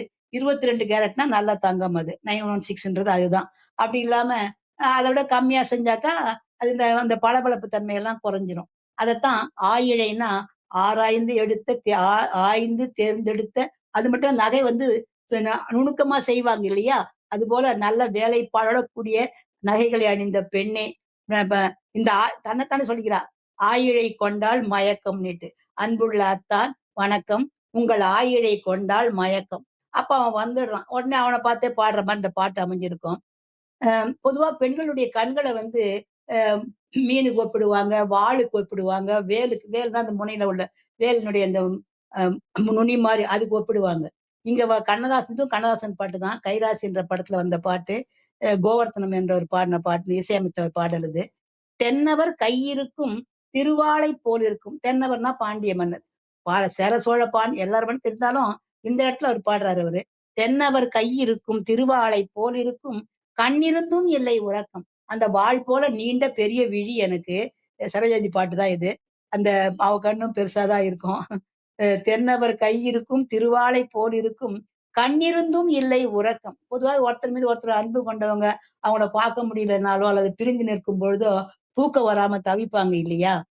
அதுலயும் முக்கியமா பகல் பொழுதுல எல்லாம் ஏதாவது வேற வேலைகள்ல மனம் முற்றிலும் மாறி போய் நிற்கும், மடைமாற்றம் நிகழ்ந்துரும். ஆனா அந்த மாலை வந்த பிறகு, இரவு வந்த பிறகு அந்த துணையை தேட மனம் தவிக்கும் இல்லையா? அதுதான் பொழுது கண்டு இரங்கல்ன்றதுல அழகா வள்ளுவர் 10 குறள சொல்லியிருப்பாரு. காலை அரும்பி பகலெல்லாம் போதாகி மாலை மலரும் என் நோய் என்று. காலையில தோன்றும், மொட்டு மாதிரி இருக்கும், அப்புறம் கொஞ்சம் பெருசாகும், பகலெல்லாம் அரும்பா மாறும், அப்புறம் மாலையில மலரும் இந்த நோயின்னு சொல்லுவாரு அவரு. அதைத்தான் இன்னொன்னு வந்து அந்த மாலை பொழுத பார்த்த உடனே தலைவி மனம் வருதும், தலைவன் அங்கிருந்து வருந்துவான் தனியா பிரிஞ்சு போயிருக்கும் பொழுது. மாலையோ அல்லை, நீ மாலை பொழுது கிடையாது, மணந்தார் உயிருண்ணும் வேலை. திருமணம் செஞ்சுக்கிட்டு இல்லற வாழ்க்கை இருக்கிற பொழுது, பிரிந்து வாழும்போது அவர்கள் உயிரை உண்ணக்கூடிய வேல் போன்றவ நீ அப்படின்னு மாலை பொழுத சொல்ற மாதிரி வரும் அந்த பாட்டு, திருக்குறள். அதைத்தான் இங்க மாலை பொழுது வந்து படை போல கொல்லும். ஒரு படை மாதிரி வந்து இந்த மாலை பொழுது என்ன கொல்லும். ஆனா மனசு என்ன சொல்லும்? வருவான் வருவான் சீக்கிரம் வந்துருவான் அப்படின்னு மனசு ஒரு சேதியை சொல்லும். அப்போ வந்துருவானா அப்படின்னு சொல்லிட்டு ஆளிலை போன்ற உடல், அந்த ஆளிலை போன்ற அழகான இந்த உடல் வந்து ஆசையிலே துள்ளும், அந்தியிலே இயற்கை என்னையும் வெல்லும். கடைசியில மாலை பொழுது அவ வரலன்னு சொன்ன உடனே அவளை வென்றுடும் அப்படின்ற பாட்டு போகும். ரொம்ப அழகான பாடல் இது. அடுத்த சரணத்துல ரொம்ப அழகா இருக்கும். அதாவது இந்த சரணம் சொல்றதுக்கு முன்னாடி ஒரு குறுந்தொகை பாட்டு ஒண்ணு ரொம்ப எவ்வளவு அழகா எழுதிருக்காங்க பாருங்க. அதாவது தலைவன் தலைவி 2 பேரும் பிரிஞ்சிருக்கிறாங்க. அந்த காலத்துல பிரிவு என்பது பல வகையில வரும். ஓதர் பிரிவு, தூதர் பிரிவு, படைவயிர் பிரிவு, பொருள் வயிர் பிரிவுன்னு சொல்லிட்டு பொருள் தேட பிரிஞ்சு போயிருக்கும்பொழுது திரைக்கடம் திரைக்கடல் ஓடியும் திரவியம் தேடுன்னு சொல்லுவாங்க இல்லையா? அப்படி போகும் பொழுது பிரிஞ்சு இருக்கும் பொழுது இருந்து வருந்துராயவோ, என்னது இது காலம் போய்கிட்டே இருக்குது, இளமை. இப்ப கூட நீங்க வெளிநாட்டுல இருந்து வேலை நிறைய பேர் செய்யறாங்க இல்லையா? குழந்தைகளோட மனைவி மக்களோட போனவங்க வாழ்க்கை பரவாயில்ல. அதெல்லாம் பிரிஞ்சிட்டு போகும்பொழுது இளமையெல்லாம் போன பிறகு அப்புறம் செல்வம் வந்து என்ன பிரயோஜனம்? அதைத்தான் அந்த பாட்டுல எவ்வளவு அழகா வெள்ளி வீதியார்ன்றவங்க அழகா பாலைத்திணை பாடலா பாடியிருக்கிறாங்க. குறுந்தொகை பாட்டு இது. கன்றும் உண்ணாது களத்தினும் புகாது நன் ஆண் தீம்பால் நிலத்து உட்கார்ந்து எனக்குமாகாது என் அன்னைக்கு என்னைக்கும் உதவாது பசலை உணியர் வேண்டும் திதலை அல்குல் என் மாமை கவினி. என்னன்னா பால் கறக்குறாங்க. பால் கறக்கும் பொழுது பசுவினுடைய மடியில இருந்து பால் கறக்கும் பொழுது பால் எங்க வரணும்? அந்த அந்த கறக்கக்கூடிய பாத்திரத்துல விழணும். இல்ல அதுக்கப்புறம் அந்த கறந்து முடிச்ச பிறகோ அந்த கறக்கிறதுக்கு முன்னாடியோ பசு கன்று சாப்பிடணும். அதுதானே பாலினுடைய பயனு. ஒன்று பாத்திரத்துல விழுந்து அந்த பசுவை வளர்ப்பவனுக்கு பயன்படணும், இல்ல கன்று குடித்து தண்ணி தான் நீன்ற கன்றுக்காவது பயன்படணும். அப்படி இல்லாம அந்த பால் கறக்கும் பொழுது அந்த காம்பை பிடித்து இழுத்து கறக்கும் பொழுது பல நேரங்கள்ல அது கீழேயும் போய் பட்டுடும், விழுந்துரும். கறக்க தெரியாத கறந்தாக்கா பாத்திரத்துல விடுறதை விட வெளில போய் சிந்தறது தான் அதிகமா இருக்கும். அத ஓமையா சொல்றாரு இந்த ஆசிரியர். கன்றும் உண்ணாது, கன்றும் சாப்பிடல, களத்தினும் புகாது, பாத்திரத்திலே விழல, நல் ஆண் தீம்பால், நல்ல பசுவினுடைய பால் நிலத்து உட்கார்ந்து நிலத்துல போய் விழுந்து வீணா போற மாதிரி எனக்கும் ஆகாது, என்னுடைய இந்த இளமை எனக்கும் உதவல, என்னைக்கும் ஆகாது, என்னைக்கும் உதவாது, அவனுக்கும் உதவல. அவனோட சேர்ந்து 2 பேரும் இன்பம் துய்க்கும் போதுதானே அந்த இளமை 2 பேருக்குமே உதவியா இருக்கும். 2 பேருக்கும் உதவாகாம அவனை பிரிந்ததால நிலம் மேனி உடல் மெலிந்து மேனி கருத்து அத பசலைன்னு சொல்லுவாங்க இலக்கிய மரபுல. அந்த பசலை உணியர் வேண்டும். இந்த பசலை என்ற நோய் என்னை வந்து பிடிச்சு வருத்துதே. திதலை அல்குல் என் மாமை கவினி. அதாவது அழகு பொருந்தி என்னுடைய மேனி கருத்து போய் இப்படி அழகிழந்து வாடுதே அப்படின்ற மாதிரி என்னுடைய இளமையெல்லாம் வீணா போகுதேன்னு சொல்லிட்டு அழகான பாடல். கன்றும் உண்ணாது களத்தினும் புகாது நன் ஆண் தீம்பால் நிலத்து உட்கார்ந்து எனக்கும் ஆகாது என்னைக்கும் உதவாது பசலை உணியர் வேண்டும் திதலை அல்குல் என் மாமை கவினேன்றது. இந்த பாடல் வரிகளைத்தான் கண்ணதாசன் இங்க அழகா சேர்த்திருப்பாரு. அவ பாடுற மாதிரி பருவம் நிறைந்திருந்தும் எனக்கு என்ன சுகமே. பருவம் நிறைஞ்சிருக்குது, அந்த இளமை பருவம் நல்லா இருக்குது, ஆனா எனக்கு என்ன சுகம்? சுகமே இல்லை. பருகும் இதழிரண்டு இருந்தென்ன பயனே. பருகும் பால் பாலோடு தேன் கலந்தற்றே பனிமொழி வால் எயிறு ஊரிய நீர் சொல்லுவார் இல்லையா வள்ளுவர். அப்படிப்பட்ட 2 இதழ்கள் இருந்து எனக்கு என்ன பயன்? பயனே இல்லை. கரங்கள் 2 இருந்தும் அணைப்பதற்கு இல்லை. இந்த 2 கரங்கள் இருக்குது, அவனை அணைக்க முடியாம இந்த கரங்கள் இருக்குது அப்படின்னு சொன்ன போது, கண்ணா இனி நான் பொறுப்பதற்கு இல்லை, இனிமேல் அந்த துன்பத்தை என்னால பொறுத்து கொள்ளவே முடியாது அப்படின்னு சொல்லிட்டு சொன்ன உடனே சொல்ற மாதிரி இந்த பாட்டு இருக்கும். அடுத்தது உடனே அவன் அவன் தான் இருப்பான். சரி, நீ இப்படி எல்லாம் பாடி இல்ல கடிதம் எழுதுறன்னு வச்சுக்கியேன், இப்படி நீ அழைத்து நான் வரலைன்னா நீ என்ன பண்ணுவ அப்படின்னு கேட்பான் அவன். உடனே அப்படி நீ வராம போயிட்டாக்கா என்ன ஆகும்னு சொன்னா, அஹ் வள்ளுவர் ரொம்ப அழகா சொல்லுவார். தொடியோடு தோல் நெகிழ நோவல் அவரை கொடியார் என கூறல் நொந்து. அதாவது தொடினாக்கா வளையல், தோல்னாக்கா தோள்பட்டை, அந்த தோல் அந்த வளையல் அணிந்தது கை எல்லாம் மெலிஞ்சு போகும். மெலிஞ்ச உடனே அந்த கை வளையல்கள் எல்லாம் கழன்று போயிடும். அப்படி அப்படி அந்த மரபு அது. உடல்நிலை சரியில்லாம போனாலோ, இல்ல மிகப்பெரிய மன வருத்தத்தில் இருந்தாலோ, அஹ் அந்த தோல் வளையல்கள் கழண்டு போறது இயல்பு அது. உடல் இழைச்சி போறது இல்லையா? அதனால அத போல என்னுடைய நாம உன்னை நினைச்சு நினைச்சு ஏங்கி ஏங்கி நான் என்ன பண்ணிடுவேன், பாடி போய் நீ அப்படியும் வரலன்னாக்கா என்னுடைய வளையல்கள் எல்லாம் கழண்டு போயிடும், என்னுடைய தோல் மெலிஞ்சு போயிடும். கடைசியில எல்லாரும் உன்னைத்தான் பழிப்பாங்க, அவன் வரல அதால் தான் இவ இப்படி ஆயிட்டா அப்படின்ற மாதிரி இருக்குது. கொடியார் கொடுமை உரைக்கும் தொடியடு தொடியோடு தொல்கவின் வாடிய தோல். அதாவது நான் நீ வரல, நீ இப்படி எல்லாம் பண்ணிட்ட, ஒரு கடிதம் கூட போடல, ஒரு தூது கூட அனுப்பல அப்படின்னு நான் எதுவும் வாயத்தன்னு சொல்ல வேண்டிய தேவையே இல்லை. உன்னுடைய கொடுமையை நீ பண்ற வராம என்னை கொடுமைப்படுத்துறத, அந்த கொடுமைய என்னுடைய வளையல்களே சொல்லும், அப்புறம் வாடி போன தோளே சொல்லும்ட்டு வள்ளுவர் சொல்றாரு. கொடியார் கொடுமை உரைக்கும் தொடியோடு தொல்கவின் வாடிய தோல். அந்த என் வாடி போன அந்த தோளே, கழண்டு போன வளையல்களே உன்னுடைய கொடுமையை சொல்லும். நான் இப்படி பாடி நீ பாடி நான் வரலன்னா என்ன பண்ணு, அதை சொல்றாவோ. என்னுடைய மேனி அழகு உழைந்து போகும், வளையல்கள் கழன்று போகும். அப்புறம் என்ன ஆகும், கைவளை சோர்ந்து விடும், கண்களும் மூடும், காண்பவர் உங்களைத்தான் பழி சொல்ல நேரும். அதாவது அந்த பாடல்ல இன்னொரு பாடல் வந்து உருப்புரல் அழிதல்ல அதிகாரத்துல, தொடியோடு தோல் நெகிழ நோவல், என்னுடைய வளையல் கடந்து போய் தோல் நெகிழ்ந்து போய் நான் நொந்துகிட்டு இருக்கிறேன். அந்த நேரம் பார்த்து எல்லாரும் என்ன பண்றாங்க, அதை பார்த்துட்டு அவன் இன்னும் இப்படி வரேன்னு முன்ன திட்டுறாங்க, அது எனக்கு மேலும் துன்பத்தை தருது. அவரை கொடியார் என கூறல் நொந்து, அது வேற எனக்கு ரொம்ப துன்பத்தை தருது அப்படின்ற மாதிரி வரும் குரல். அதைத்தான் இங்க காண்பவர் உங்களைத்தான் பழி சொல்ல நேரும்னு அழகா கண்ணதாசன் அந்த குரலுடைய பொருளை வந்து இந்த பயன்படுத்தி இருப்பாரு. இந்த பாட்டை பாடிடுறேன்.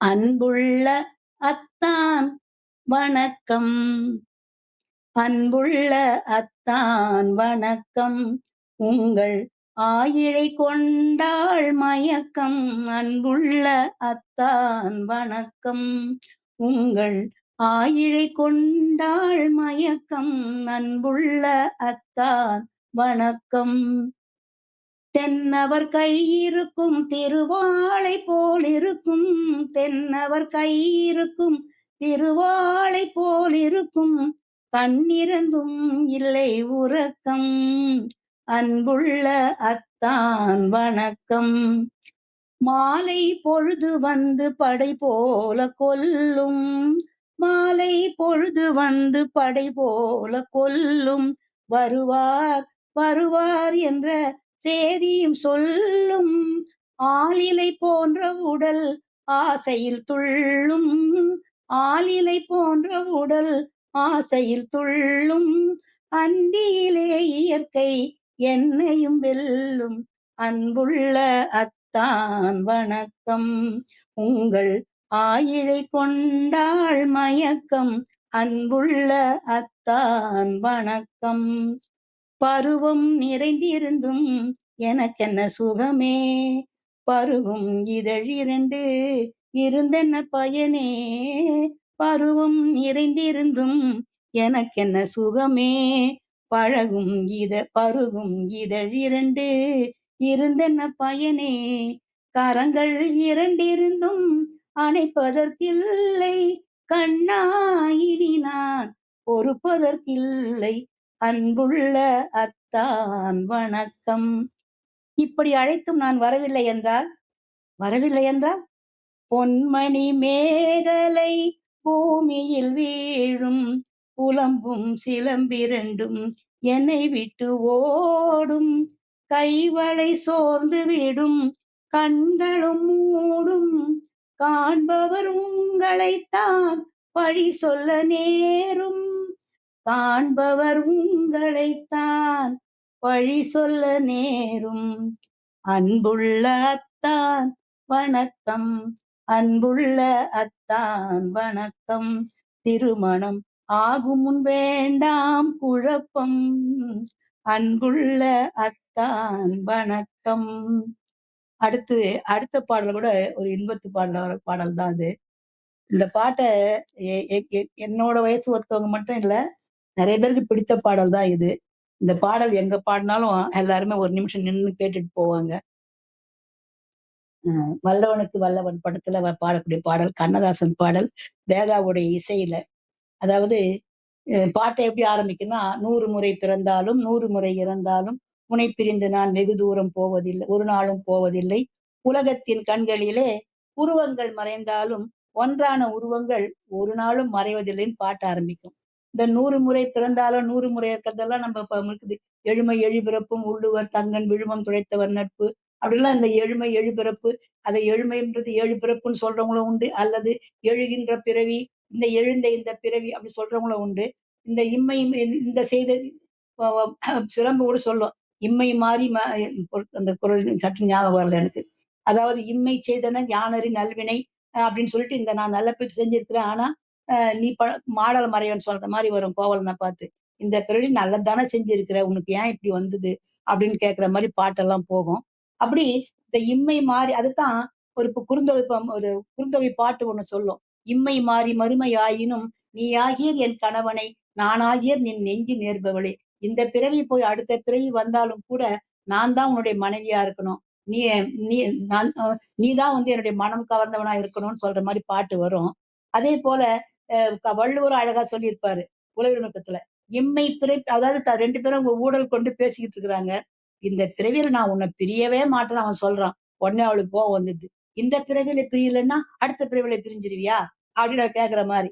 இம்மை பிறப்பில் பிரியலம் என்றேனா கண்ணீரை நீர் கொண்டனர். அவள் கண்ணுல நீர் வந்துடுச்சுன்னு சொல்லுவாரு. அதைத்தான் இங்க ஒரு நாளும் போவதில்லை அப்படின்னு சொல்லிட்டு அந்த தொகையரா மாதிரி வரும் இது. அப்புறம் பாட்டு, ஓர் 1000 பார்வையிலே உன் பார்வையை நான் அறிவேன். ஒரு படங்களோட காமிப்பாங்க, திருவிழா கூட்டமா இருக்கும், கூட்டம் நிறைய இருக்கும். ஆனாலும் அவன் ஒரு காதுல 2 பேர் இருக்கும்போது எங்கேயோ இருந்தாலும் கூட அவங்க பார்வையில் ஒன்றை ஒன்று பார்த்து கொள்ளும். எத்தனை பேர் பார்வையிலேயே அவனுடைய பார்வையை தனித்து கண்டுபிடிக்கும். அதத்தான், ஓர் 1000 பார்வையிலே உன் பார்வையை நான் அறிவேன். உன் காலடி ஓசையிலே உன் காதலை நான் அறிவேன். எவ்வளவு அருமையான வரி பாருங்களேன். காலடி ஓசையில எப்படி காதல் தெரியும்? காலடி ஓசை அவ்வளவு பெரிய ஓசையா? கால்கள்ல சிலம்பு, தண்டை இதெல்லாம் அணிஞ்சாக்கா ஓசை வரும். அப்படி இல்லாம வெறும் கால்ல எப்படி ஓசை வரும்னா, வரும்ன்றதுக்கு சங்க இலக்கியத்துல ஒரு பாட்டு ஒண்ணு இருக்குது. அதாவது என்ன பாட்டுன்னு சொன்னாக்கா, அது உம் குறுந்தொகை பாட்டுதான். அதாவது 2 பேரும் பிரிஞ்சிருக்கிறாங்க, தலைவன் வரல, அவனுடைய காலடி ஓசையே கேட்கல அப்படின்னு சொல்றா அவ. காலடி ஓசை கேட்கல எப்படி அப்படின்னு கேட்டாக்க, நான் தூங்கவே இல்லை அப்படிங்கிற அவ. எப்படி தூங்கலைன்னா, தூங்கலன்னு சொன்னா கூட சில நேரம் படுத்துட்டு இருப்பாங்க, தூங்கியும் தூங்காம அப்படிலாம் கிடையாது. நான் நல்லா முழுக்க முழுக்க கொட்டை கொட்டை வீழ்ச்சிருந்தேன்னு சொல்லுவோம் இல்லையா, அது மாதிரி இருந்தேன். எப்படின்னு கேட்டா, அந்த ஒரு பாட்டு ஒண்ணு சொல்லும்.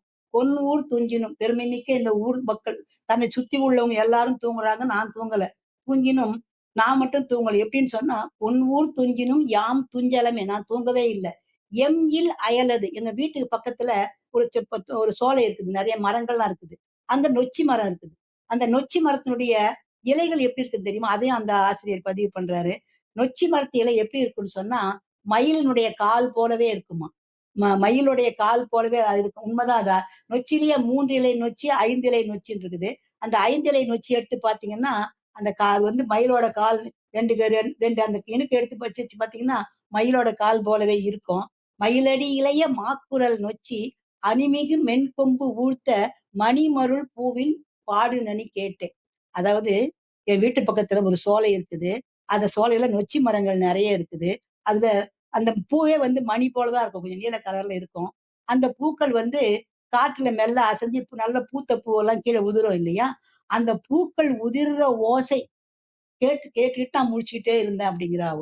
"பொன்பூர் துஞ்சினும் யாம் துஞ்சலமே எம்இல் அயலது எழில் உம்பர் மயிலடி இளைய மாக்குரல் நொச்சி அணிமிகு மென்கொம்பு ஊழ்த்த" அந்த கிளைகள் எல்லாம் அசைய, "மணிமருள் பூவின் பாடுநனி கேட்டேன்." மணி போன்ற அந்த பூக்கள் எல்லாம் கீழே விழுற அந்த பூ ஓசைய கேட்டேன் அப்படின்ற மாதிரி பாடல் வரும். ஒரு இந்த பாட்டோட ஒரு வரும், "வெண்ணிலவே வெண்ணிலவே", அதுல கூட இனிமே மூடாதே அந்த புலியினுடைய ஓசை கேட்கும் அப்படின்ற மாதிரி அந்த வரிகள் கூட வரும் இங்க. அதெல்லாம் எனக்கு நினைவுக்கு வரும் இந்த வரிகளை பார்க்கும் பொழுது. "உன் காலடி ஓசையிலே உன் காதலை நான் அறிவேன்" அவன் சொல்றான். அது மட்டும் இல்ல, "இந்த மானிடர் காதல் எல்லாம் ஒரு மரணத்தில் வாடிவிடும். அந்த மலர்களின் வாசம் எல்லாம்", இந்த மனிதனுடைய அதாவது தன்னை உயர்த்தி சொல்றது முக்கியம். நான் யாரு மத்தவங்க எல்லாம் மற்றவர்கள் காதல் போல என்னுடைய காதல் கிடையாது. அவங்களுடைய காதல்லாம் இந்த மரணத்தோடயே முடிஞ்சிரும். என்னோடது பெரிதோறும் வரக்கூடியது, ஒவ்வொரு பிறவிலையும் வரக்கூடியது. அதைத்தான் "அன்று வந்தது மதே நிலான்னு" சொல்லிட்டு, "அம்பிகாபதி கண்ட நிலா, அமராவதியை தின்ற நிலா", அப்புறம் கம்பன் பாடிய வெள்ளி அப்படின்னு சொல்லிட்டு ஒவ்வொன்றையும் பாடிட்டே போவாங்க. "காதல் ஜூலியட், காதல் ரோமியோ கண்ட நிலா, கன்னி ஜூனியட் வென்ற நிலாலாம்", ஒவ்வொரு காலகட்டத்துல வாழ்ந்து நிலவுக்கு சாட்சியா இருக்கிற மாதிரி என்னுடைய காதல் இந்த பிறவி மட்டும் இல்ல, ஒவ்வொரு பிறவியிலும் தொடர்ந்து வரும்ன்ற மாதிரி இந்த மானிடர் காதல் எல்லாம் ஒரு மரணத்தில் மாறிவிடும். அந்த மலர்களின் வாசம் எல்லாம் ஒரு மாலைக்குள்ள வாழிடும். ஒரு பூ பூத்தாக்க ஒரு நாள் பூதான் இல்லையா, மாறிடும். நீர்ப்பூக்கள் மட்டும் குவிஞ்சு மலரும், குவியும் கொஞ்ச நாளைக்கு. ஆனா நம்முடைய காதலினுடைய தீபம் மட்டும் எந்த நாளிலுமே நம்ம கூடவே வரும் அப்படிங்கிற மாதிரி போகுது. அப்புறம் அது மட்டும் இல்ல, நீ 2 பேரும் ஒருத்தர் ஒருத்தர் தேடிக்கிட்டு வர்ற மாதிரி பாட்டு இது. நான் அஹ் இந்த காற்றிலே நான் கலந்து உன்னை தேடுவேன். இந்த காற்றினில் நான் கலந்தே உன் கண்களை தழுவுவேன். இந்த ஆற்றுல ஓடுவேன். ஒரு ஆற்றின் பக்கம் தான், ஒரு அருவி, அந்த ஆறு பக்கத்துல தான் பாடுவாங்க. "உன் ஆடையில் ஆடுகின்றேன், நான் போகின்ற பாதையெல்லாம் உன் பூமுகம் காணுகின்றேன்". அதாவது அதாவது ஒருவர் மீது ஒருவர் அன்பு கொண்டவனுக்கு அவங்க இல்லாத பொழுதெல்லாம் கூட அவங்க பாடினது பேசுனது எல்லாமே கேட்கும். சொல்லுவாங்க, ஒரு பாட்டு வரும் இல்லையா, "நின்ற இடம் யாவும் நிழல் போல தோணுதே, அங்கு சொன்ன வார்த்தை அலை போல மோதுதே", ஒரு பாட்டு வரும் இல்லையா. அது போல அவங்க நின்னது பேசுனது அந்த முகம் வருமா, அதுதான் "நான் போகின்ற பாதையெல்லாம் உன் பூமுகம் காணுகின்றேன்னு" சொல்லிட்டு பாடல் வரும். அந்த பாட்டை பாடிதான் எல்லாருக்கும் பிடித்த பாடல் இது. 100 முறை பிறந்தாலும் 100 முறை இறந்தாலும் உனை பிரிந்து வெகு தூரம் நான் ஒரு நாளும் போவதில்லை.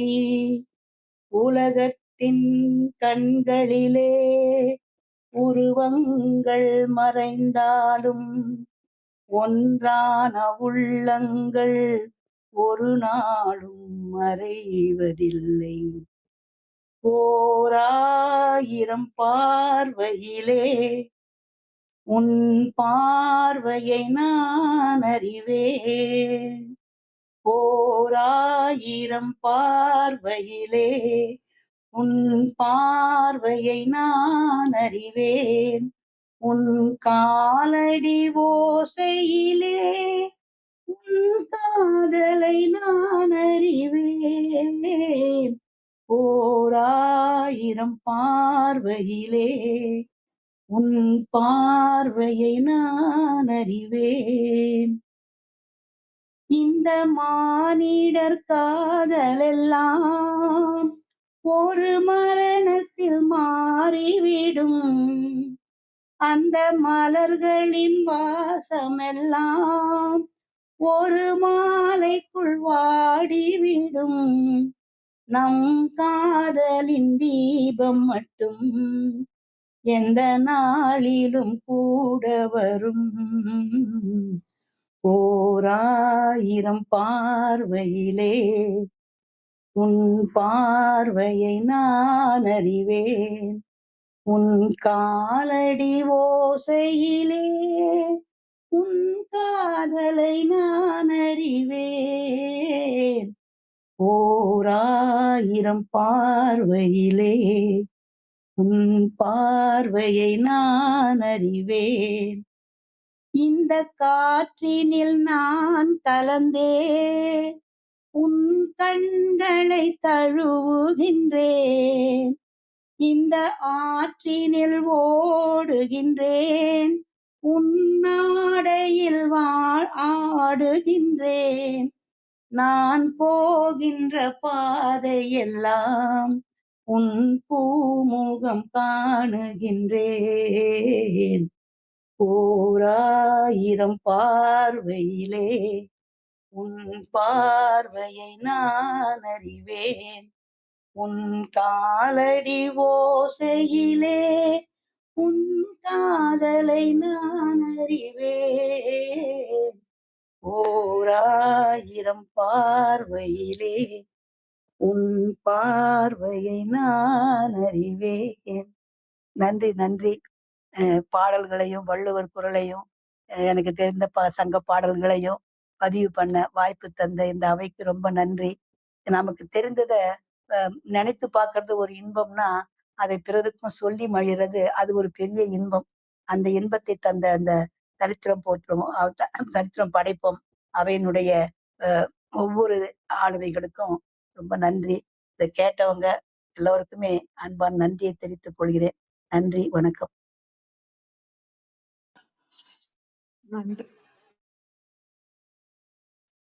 நன்றிங்கம்மா. மிகவும் சிறப்பான ஒரு அற்புதமான உரையினை அதிகாலை அன்பு பரிசாக வழங்கிய தருணங்களுக்காக சொல்லரங்க சொந்தங்களாகி அன்பு நண்பர்கள் ஒவ்வொருவருடனும் இணைந்து சரித்திரம் படைப்போம் தளம் தங்களுக்கு மனம் நிறைந்த நன்றிகளையும் வாழ்த்துக்களையும் பாராட்டுகளையும் பகிர்ந்து கொள்வதில் பெருமகிழ்வு கொள்கின்றது.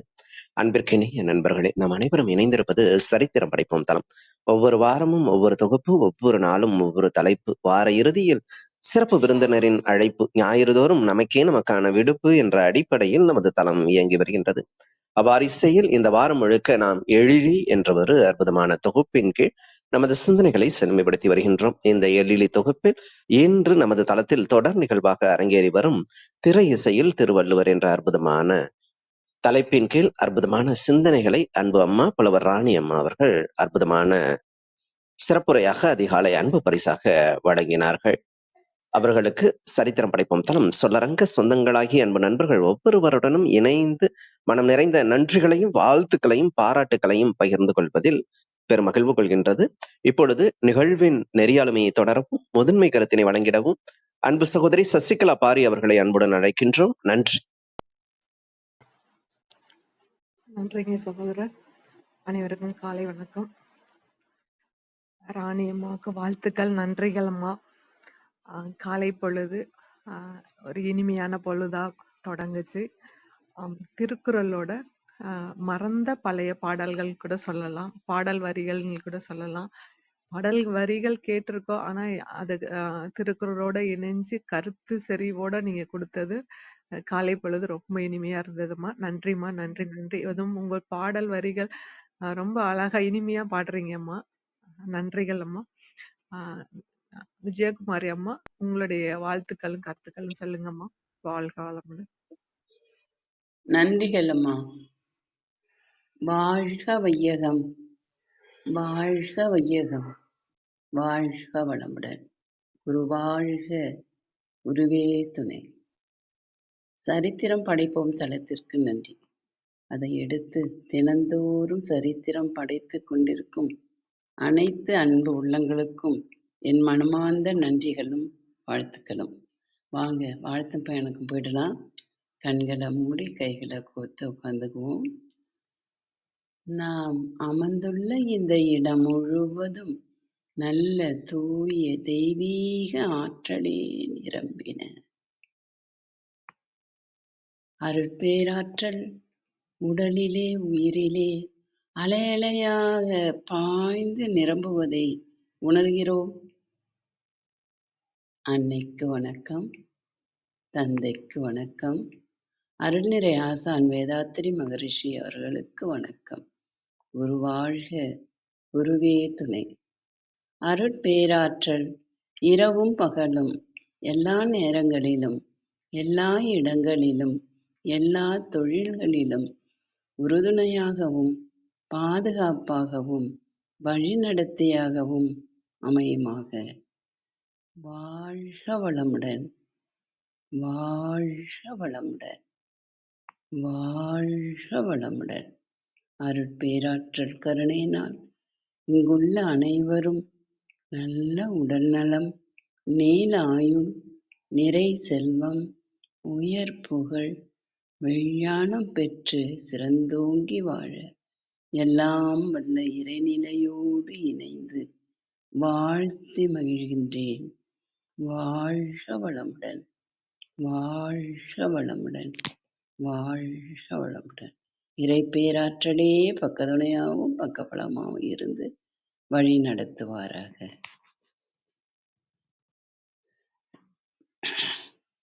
புலவர் ராணி அம்மா அவங்கள நான் மனசார வாழ்த்துறேன். நன்றிகள் அம்மா. இந்த காலை பொழுதுல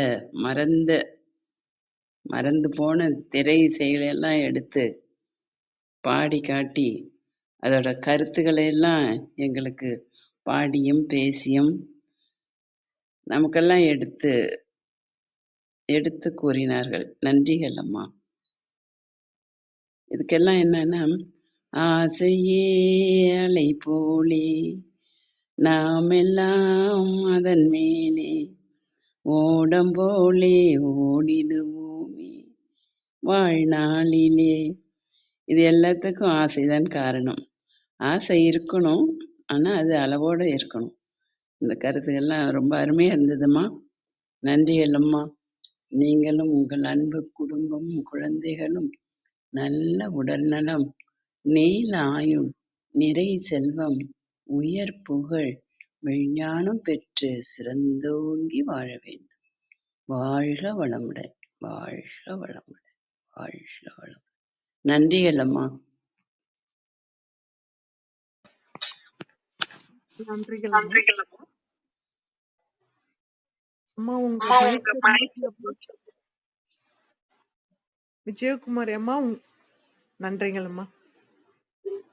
விந்தியாகோரி அம்மா, நீங்க உங்க கருத்துக்கள் தெரிவிக்கலாமா?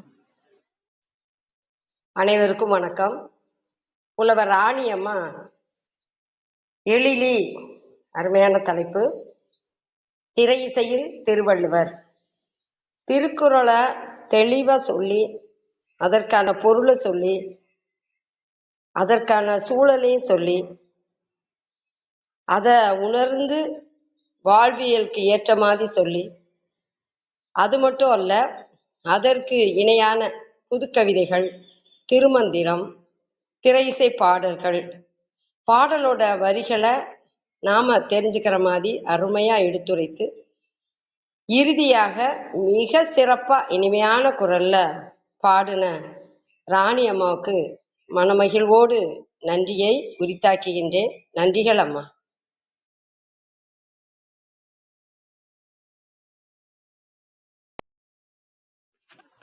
நன்றிகள் அம்மா.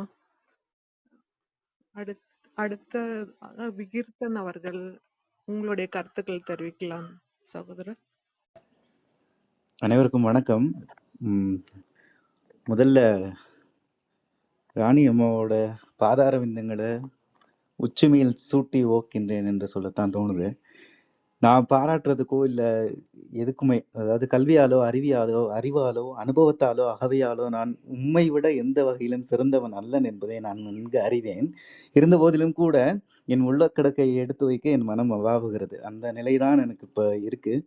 நேசனை காணாவிடத்தில் நெஞ்சாரவே துதித்தல், ஆசானை எவ்விடத்தும் அப்படியே அப்படின்னு சொல்லி ஔவையார் சொல்லியிருக்கிறாங்க. அந்த ஒரு மனநிலையில தான் நான் சொல்றேன். அவ்வளவு சிறப்பாக இருந்துச்சு. என்னன்னு கேட்டா, பண்ணோட தமிழை படிக்கிறதுங்கிறது அது ஒரு தனி சுவை. அது பண்ணோட தான் படிக்கணும். பாட தெரிஞ்சுக்கணும். தமிழ் படித்தவங்களுக்கு முக்கால்வாசி நல்லா பாட தெரிஞ்சிருந்தா அது ஒரு பெரிய சிறப்பு. பன்சுமந்த பாடல் பரிசு படைத்தருள்னு சொல்லி மாணிக்கவாசகர் திருவாசகத்தில் பேசுறாரு. அப்படி பாடலும் சரி, குரல் வளமும் சரி, எவ்வளவு அரிய செய்திகளை எடுத்துக்கொண்டு வந்து இந்த நேரத்தில் ஒரு மழை, வானம் பார்த்த பூமியில வந்துட்டு மழை பெஞ்சா அது எவ்வளவு குழுமையும் எவ்வளவு சந்தோஷத்தையும் இந்த உயிர்களுக்கு கொடுக்குமோ அந்த மாதிரியான ஒரு மணி நேரமா இது இருந்துச்சு. அதற்கு மிகுந்த நன்றிகள். வாழ்த்துகள், பாராட்டுகள்லாம் சொல்ற அளவுக்கு பெரிய நம்ம சொல்லிட்டேன். செய்திகள் ஒரு செய்தியை எடுத்து 1 மணி நேரம் விரிக்கிறவங்கள நான் பார்த்துருக்கேன். அதுல ரொம்ப சோர்வும் தொய்வும் கூட ஏற்படும் கேட்குறவங்களுக்கு. ஆனா 1 மணி நேரத்துக்குள்ள 1000 செய்திகளை கொண்டு வந்து எங்களுக்கெல்லாம் சேர்த்து எத்தனை மேற்கோள் பாடல்கள், சங்க இலக்கியங்களாக இருக்கட்டும், திருக்குறளா இருக்கட்டும், இவ்வளவு அழகா தெளிவா எளிய மாந்தர்களுக்கும் புரிகிற வண்ணத்துல நீங்க சொன்னது அது அந்த மகிழ்ச்சிக்கு எனக்கு ஒரு எல்லை இல்லைன்னு தான் சொல்லணும். எந்த இடத்துலயும் நான் இவ்வளோ நேரம் இருந்து கேட்கறது ரொம்ப அரிதுதான். ஆனா, இன்னைக்கு என்னால நிச்சயமா முடியல. சேலம் ருக்மணி அம்மா வந்துட்டு தமிழ் கடல் அவங்க பேச்ச கேட்கும்போதெல்லாம் ஒரு களைப்பு வரும் நமக்கு. இவ்வளவு செய்திகள் ஒரு செய்திய சிந்திக்கிறதுக்குள்ளயுமே அடுத்த செய்தி அடுத்த 5, 6 செய்திய சொல்லிட்டு போயிருவாங்க. அவங்களோட ஒரு ஆடியோ நம்ம இல்ல வீடியோவ பார்த்து நான் கத்துக்கணும்னு நினைக்கிறேன்னா, ஒரு பேப்பர், பேனா இல்லாம உட்கார முடியாது. அதேபோல இன்னைக்கு நீங்க ராணி அம்மா பேசினது அவ்வளவு சிறப்பா இருந்துச்சு. நிச்சயம் அது ரீப்ளேல கேட்டு பொறுமையா உட்காந்து குறிப்பு எடுத்து வச்சுக்கணும் அப்படின்னு தான் எனக்கு தோணுச்சு. அவ்வளவு செய்திகள கொண்டு வந்து கொட்டியிருக்கிறாங்க. இது போன்ற என்ன சொல்றது? மாபெரும் மனிதர்களை, அறிஞர் பெருமக்களை அறிமுகப்படுத்திய இந்த அவைக்கு தேடி எடுத்து கொண்டு வந்து எங்களுக்காக, எங்களோட வாழ்க்கையில நல்ல விஷயங்கள கத்துக் குடுக்கறதுக்காக ஒரு தளத்த அமைத்து வச்சிருக்க ஆரோக்கிய பிரிட்டோ ஐயா அவர்களுக்கும், இந்த தளத்திற்கும் மிகுந்த நன்றிகள். நான் பேசினா பேசிட்டே போவேன். அவ்வளவு செய்தி இருக்கு அவங்க சொன்னதுல. நன்றி, நன்றி அம்மா. தொடர்ந்து இந்த பணியை ஆற்றுங்கள். உங்களோட ப பழக்கமா இருக்கட்டும், உங்கள இந்த சமகாலத்துல இருந்து நாங்கலாம் பார்க்கறக்கு எங்களுக்கு நீங்க கிடைச்சதுக்கு என்ன தவம் செஞ்சிருக்கோம்னு எங்களுக்கு தெரியல. நன்றி அம்மா.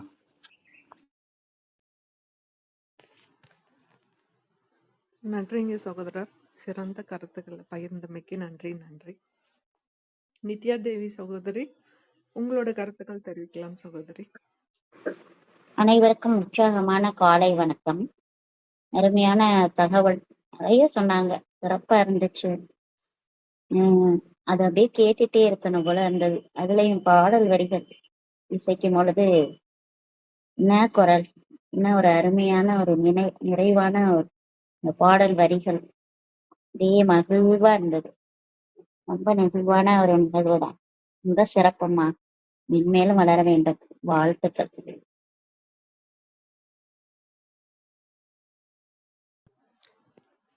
நன்றிங்க சகோதரி.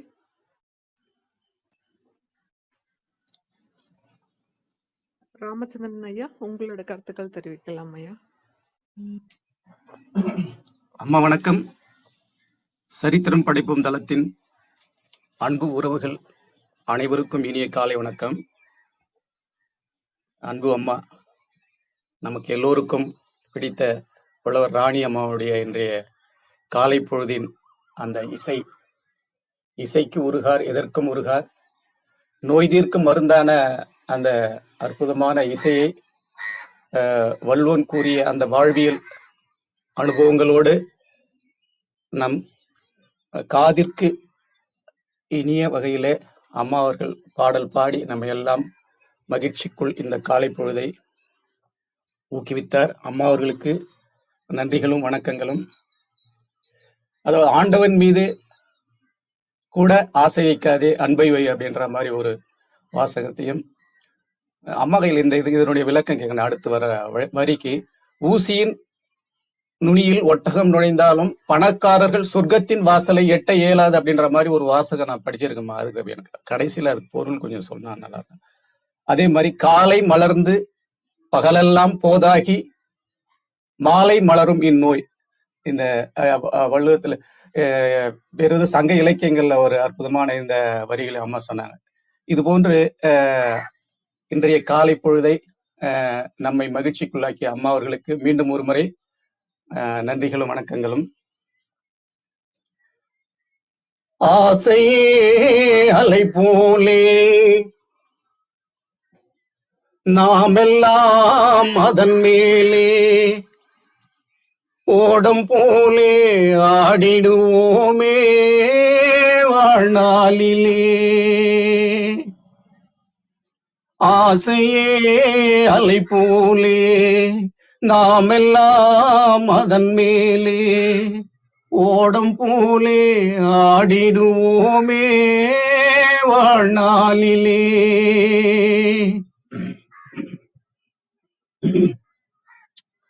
பருவம் என்னும் காற்றிலே பழகும் இன்ப தேரிலே, பருவம் என்னும் காற்றிலே பழகும் இன்ப தேரிலே, ஆணும் பெண்ணும் வருவார் மனம் பெறுவார் அதிசயம் காண்பார் நாளை உலகை ஆளும் இங்கே யார் காணுவார்.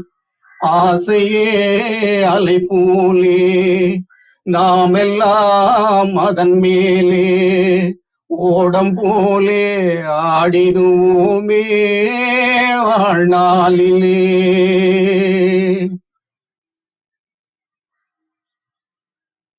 அங்கம் குறைந்தவனே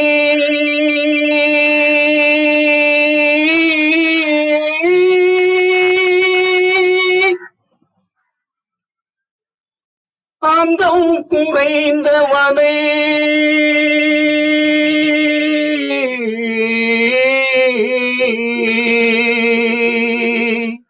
அங்கும் குறைந்தவனை அழகில்லா ஆண்மகனை மங்கையர்கள் நினைப்பதுண்டோ சொல்லம்மா.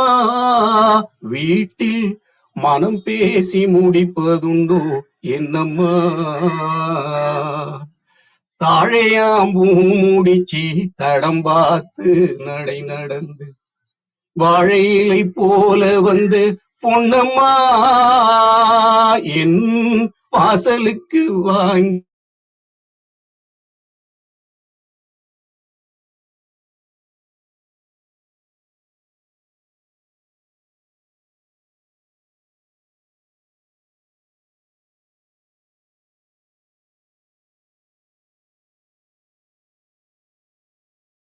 என்னாச்சுப்பா? ஐயா வெளில போயிட்டாங்க. ம், பாடல் நல்லா இருந்தது. நல்லா இருந்தது. பாடி ஐயா வெளில போயிட்டாங்கன்னு நினைக்கிறேன். திரும்பி இணைஞ்சதையும் தொடருவோம். அடுத்தது காசி ஆறுமுகம் சகோதரர், நீங்க உங்கள் கருத்துக்கள் தெரிவிக்கலாம். அனைவருக்கும் இனிய காலை வணக்கம். இன்னைக்கு மிக சிறப்பான ஒரு உரை. வழக்கம் போல் புலவர் ராணியம்மானாக்களே நமக்கு இசை இயல் எல்லாமே வந்து நம்மளுக்கு அளவுக்கு மீறி வரும். நம்ம ஒரு அளவுக்கு மீறி நம்ம ருசிக்கலாம். அந்த மாதிரி அவங்க நம்மளுக்கு தருவாங்க. அந்த அளவுக்கு இன்றைக்கும் ஒரு திருக்குறள் எடுத்துகிட்டு அதில் வந்து கண்ணதாசனோட அந்த பாடல் வரிகளும் எப்படி எந்த அளவுக்கு பொருந்தி போகுது அப்படிங்கிறத நமக்கு சொன்னாங்க. அது அந்த துன்பத்தை வந்து எப்படி நம்ம வந்து கையாள வேண்டும், அந்த துன்பத்துக்கே வந்து நம்ம வந்து துன்பத்தை கொடுத்தா நம்மளை எதுவுமே நெருங்காது, எந்த துன்பமுமே நமக்கு வந்தாலும் அதை எப்படி சமாளிக்கணும் அப்படிங்கிறது வள்ளுவரும் சொல்லியிருக்கிறாரு. அதே போல் வந்து கண்ணதாசன் அவர்கள் அந்த பாடல்லையுமே நம்மளுக்கு எடுத்து வச்சிருக்காரு அப்படின்ட்டு அம்மா சொன்னாங்க. ரொம்ப அற்புதமாக இருந்துச்சு.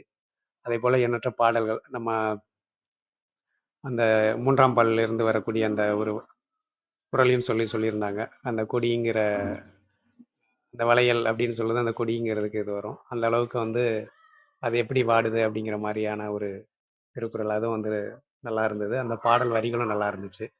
இது மாதிரி சங்க இலக்கியத்துல இருந்து ஏகப்பட்ட சான்றுகள் நம்மளுக்கு எடுத்து இந்த இப்போ உள்ள இந்த தற்கால இலக்கியமும் சங்க இலக்கியத்தை தழுவி எந்த அளவுக்கு நம்மளுக்கு வந்து தொன்று தொட்டு கடத்திக்கிட்டே இருக்காங்க அப்படிங்கிறது இதன் மூலமா நம்மளுக்கு தெரிஞ்சுக்கிறோம்.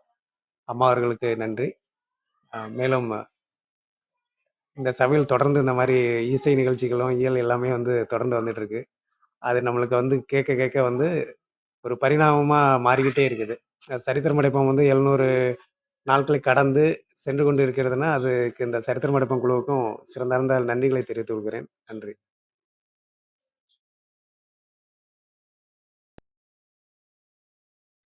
நன்றிங்க சகோதரர். ராமச்சந்திரன் ஐயா, நீங்க பாதி பாடலோட கொஞ்சம் வெளியில போயிட்டீங்க, எப்படின்னு தெரியலைங்க ஐயா. நீங்க பாடல் தொடரன்னா தொடரலாம் ஐயா. அம்மா கேக்குதுங்களா? இப்ப கேக்குதுங்க ஐயா. அம்மா கேக்குதுங்க. எந்த பாடல்மா? ஆசையே அலை போலேப்பா. பருவம் என்னும் காற்றிலே தொடருங்க.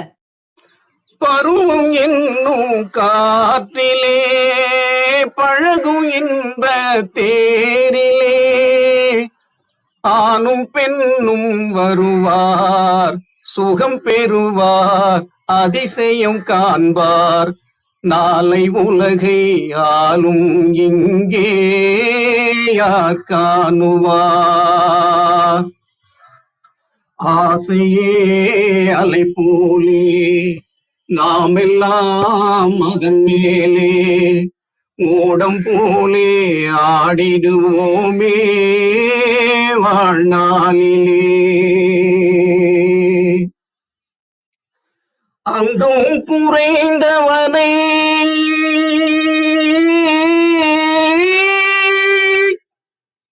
அங்கம் குறைந்தவனை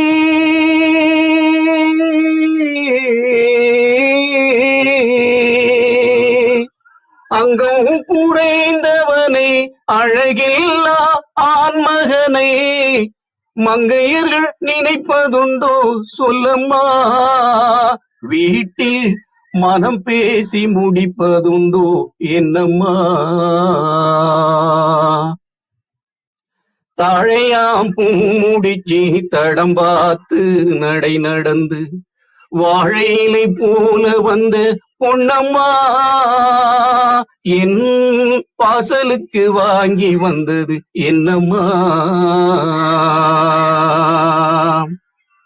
வாழை போல் மனசு இருக்கு, பக்குவமாய் குணம் இருக்கு, ஆனழகும் சேர்ந்திருக்கு கண்ணையா, இந்த ஏழைகளுக்கு என்ன வேணும் சொல்லையா.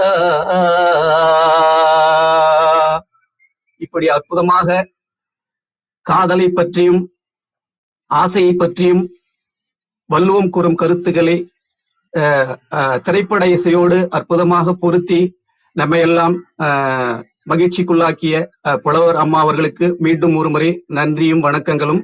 இப்படி இந்த நிகழ்வை இது போன்ற ஆளுமைகளை வைத்து சரித்திரம் படைத்துக் கொண்டிருக்கின்ற சரித்திரம் படைப்பும் தளத்திற்கு நன்றிகளும் வணக்கங்களும் வாழ்த்துக்களும். மகிழ்ச்சி, நன்றி, வணக்கம். வாழ்க வையகம், வாழ்க வளமுடன். நன்றிங்க ஐயா, நன்றி. ரொம்ப சிறப்பா இருந்ததுங்க ஐயா பாடல். அம்மா மகிழ்ச்சிங்கம்மா, அருள் நன்றிங்கம்மா. சேவிய நன்றிங்க ஐயா. அருள் சேவிய சகோதரர், அடுத்து உங்கள் கருத்துக்கள் தெரிவிக்கலாம். வணக்கம் வணக்கம் அனைவருக்கும் இனிய காலை வணக்கம். இன்றைய காலை பொழுதில் இப்போதைக்கு இரவுலாம் நல்லா மழை பெஞ்சு இப்பதான் கொஞ்சம் நல்லா இருக்கு கிளைமேட்டு. இன்று அதிகாலை ராணியம்மாவோட இசை மழையில நனைஞ்சு உட்காந்துருக்கேன். அவ்வளவு ஒரு பாடல். எடுத்த உடனே முதல் பாடல் நான் எதிர்பார்க்கவே இல்லை. இப்பதான் முதல் பாடல் என்னவா இருக்குன்னு எதிர்பார்த்துக்கிட்டே இருந்தேன். வாழ்க்கையில மேடு பள்ளம் இரவு பகல் அந்த மாதிரி இன்பம் துன்பம் எல்லாம் மாறிக்கிட்டே தான் இருக்கும்.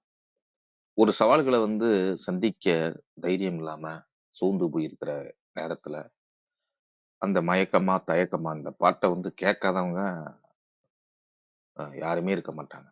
எத்தனையோ பேரு நம்மளையோட 3 வேளை சோறு தங்குறதுக்கு இடம் எல்லாமே கடவுள் கொடுத்துருக்காரு. இது கூட இல்லாம எத்தனையோ பேரு இருக்கிறாங்க. அந்த பாடல் வரிகள்லாம் கேட்கும்போது அவ்வளவு ஒரு ஆறுதலா இருக்கும். மன உளைச்சல்ல இருக்கவங்க அந்த பாட்டை கேட்டாங்கன்னா ஓரளவுக்கு கொஞ்சம் எந்திரிச்சு உட்காந்துருவாங்க. அந்த மாதிரி அவர் ஒரு அருமையான பாடல். அழகா திருக்குறளை ஒப்பிட்டு அம்மா பாடியது சிறப்பாக இருந்தது. அதே போல கத்தியை தீட்டாதே புத்தியை தீட்டு. என்னதான் சொத்துக்கள் இருந்தாலும் அறிவுங்கிற சொத்து நம்ம எப்போதும் நம்மகிட்ட இருந்துச்சுன்னா அது அழியவே அழியாது அப்படிங்கிற அந்த திருக்குறளையும் சொன்னாங்க. அப்புறம் மானம் அதிகாரம், பெரியார் துணைக்கோடல், சிற்றினம் சேராமை, மானம், நிலையாமை. உலகத்துல எதுவுமே நிலையானது கிடையாது. நிறைய அந்த பாடல்கள் மட்டும் இல்லாம சங்க இலக்கியங்கள், புது கவிதைகள் நிறைய கொண்டு அந்த பாட்டுக்கு பொருத்தி அழகா பாடி இறுதியில இன்பத்து பாலுக்கு போயிட்டு அந்த மலர் கீழே விழுகிற சத்தம் கூட கேட்கும்.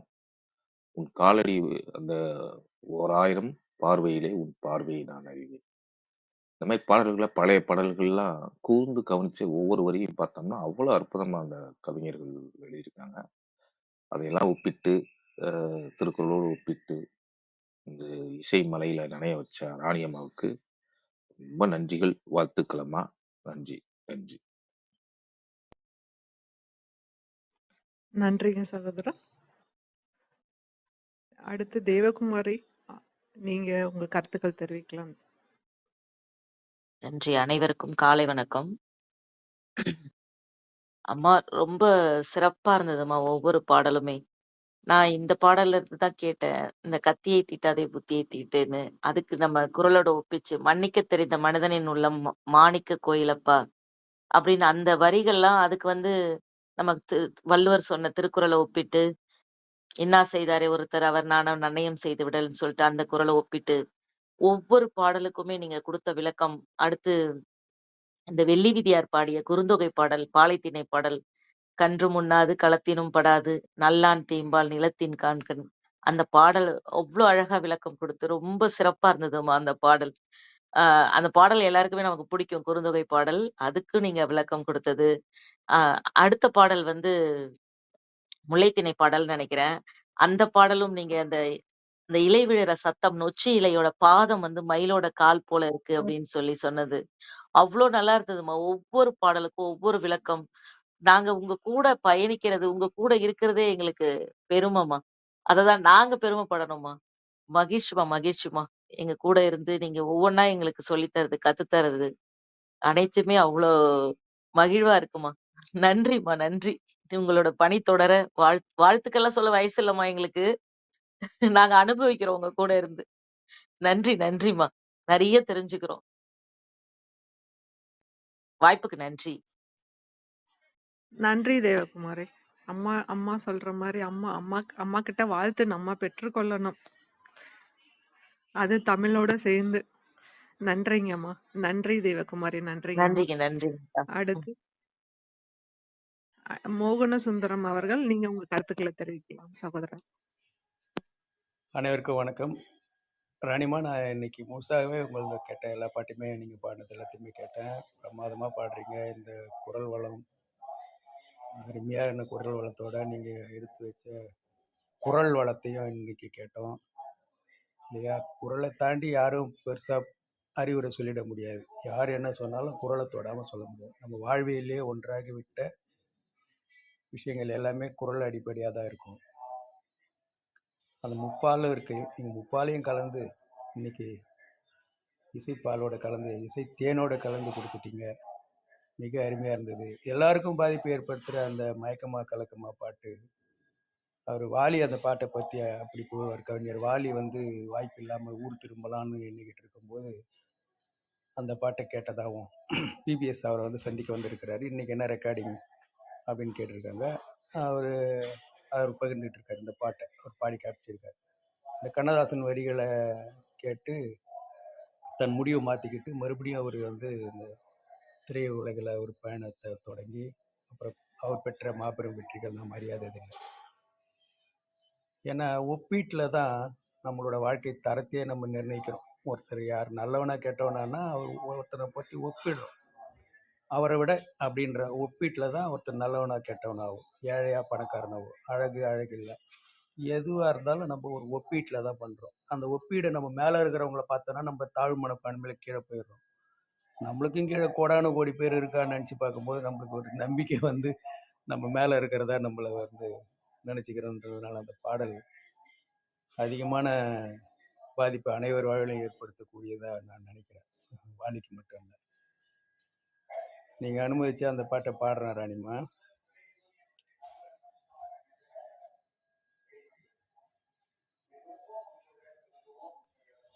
நான் என்ன அனுமதிக்க பாடுங்கப்பா, அவைதான்ப்பா அனுமதிக்கணும். நீங்க பாடலாம் சகோதரர். வரிகளை எடுத்துக்கிற ஒரு நிமிஷம்.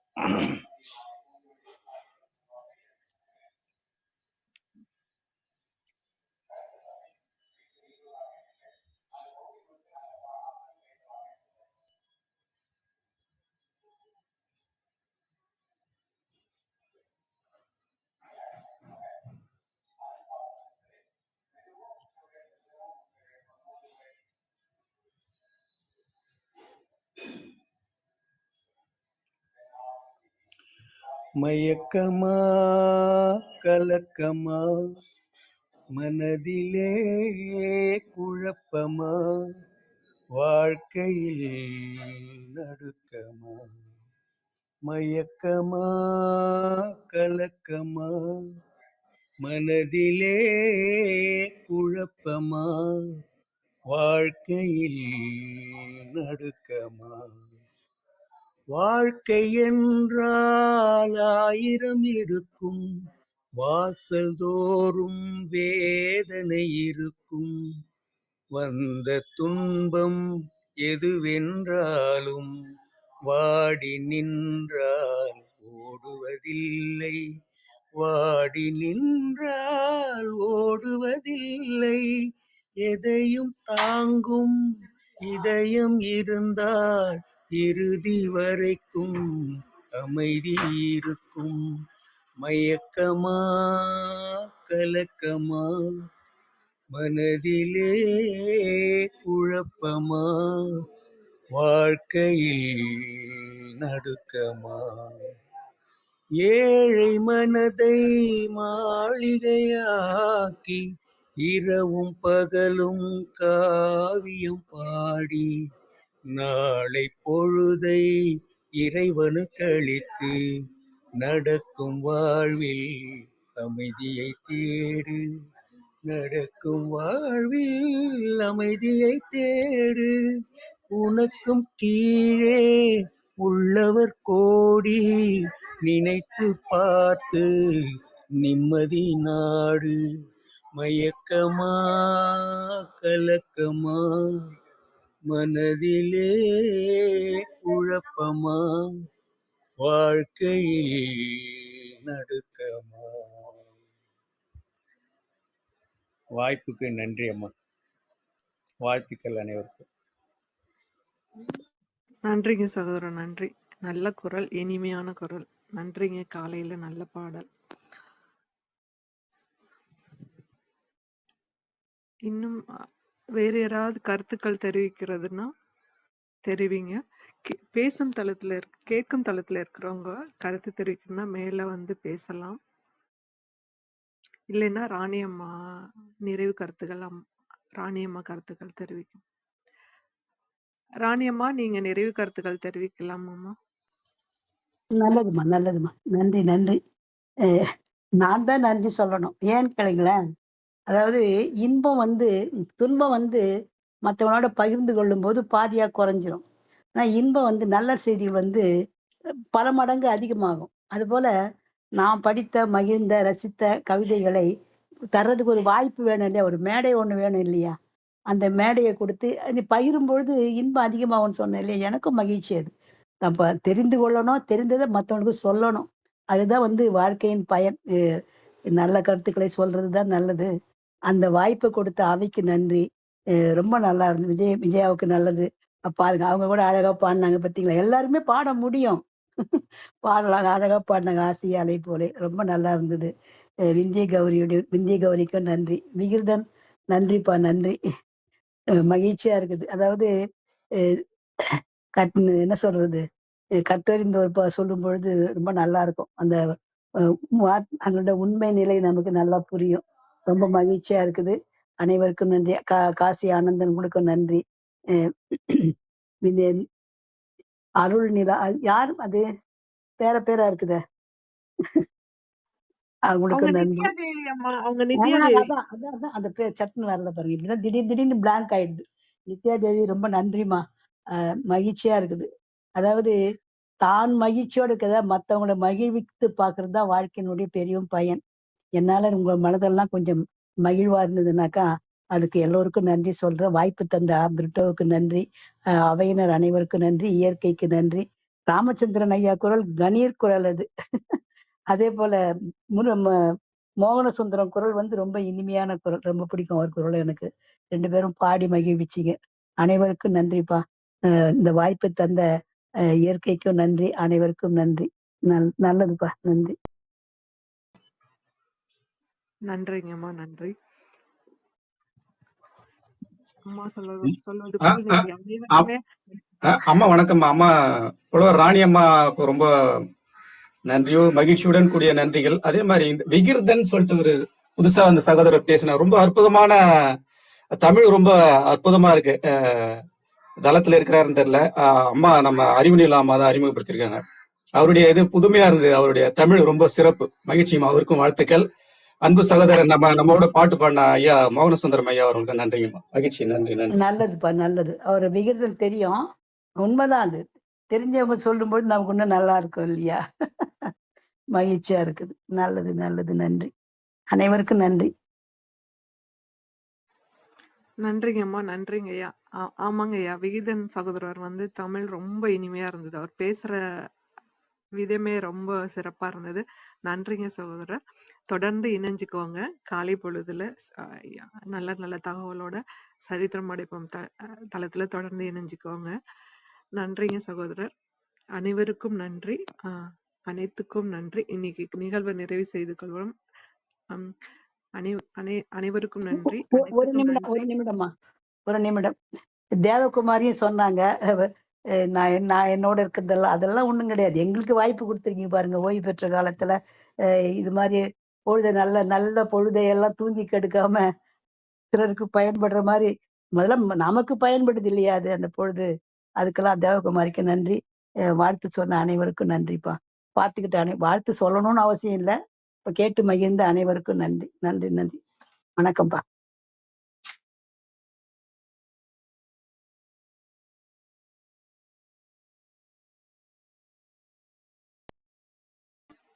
நன்றிங்கம்மா. நிகழ்வை நிறைவு செய்து கொள்வோம். அம்மா சொல்ற மாதிரி இன்னைக்கு அம்மா மட்டும் பாடல, இணைந்து அவங்க அனைவருமே பாடல் வரிகளோட தான் கருத்துக்கள் தெரிவிச்சாங்க. சிறப்பா இருந்தது இணைய நிகழ்வு. நன்றிங்கம்மா. இணைந்த அனைவருக்கும் நன்றி. அனைத்துக்கும் நன்றி. இறைக்கு நன்றி. 5, 4, 3, 2, 1. நன்றி, நன்றி, நன்றி. வாழ்க வளமுடன்.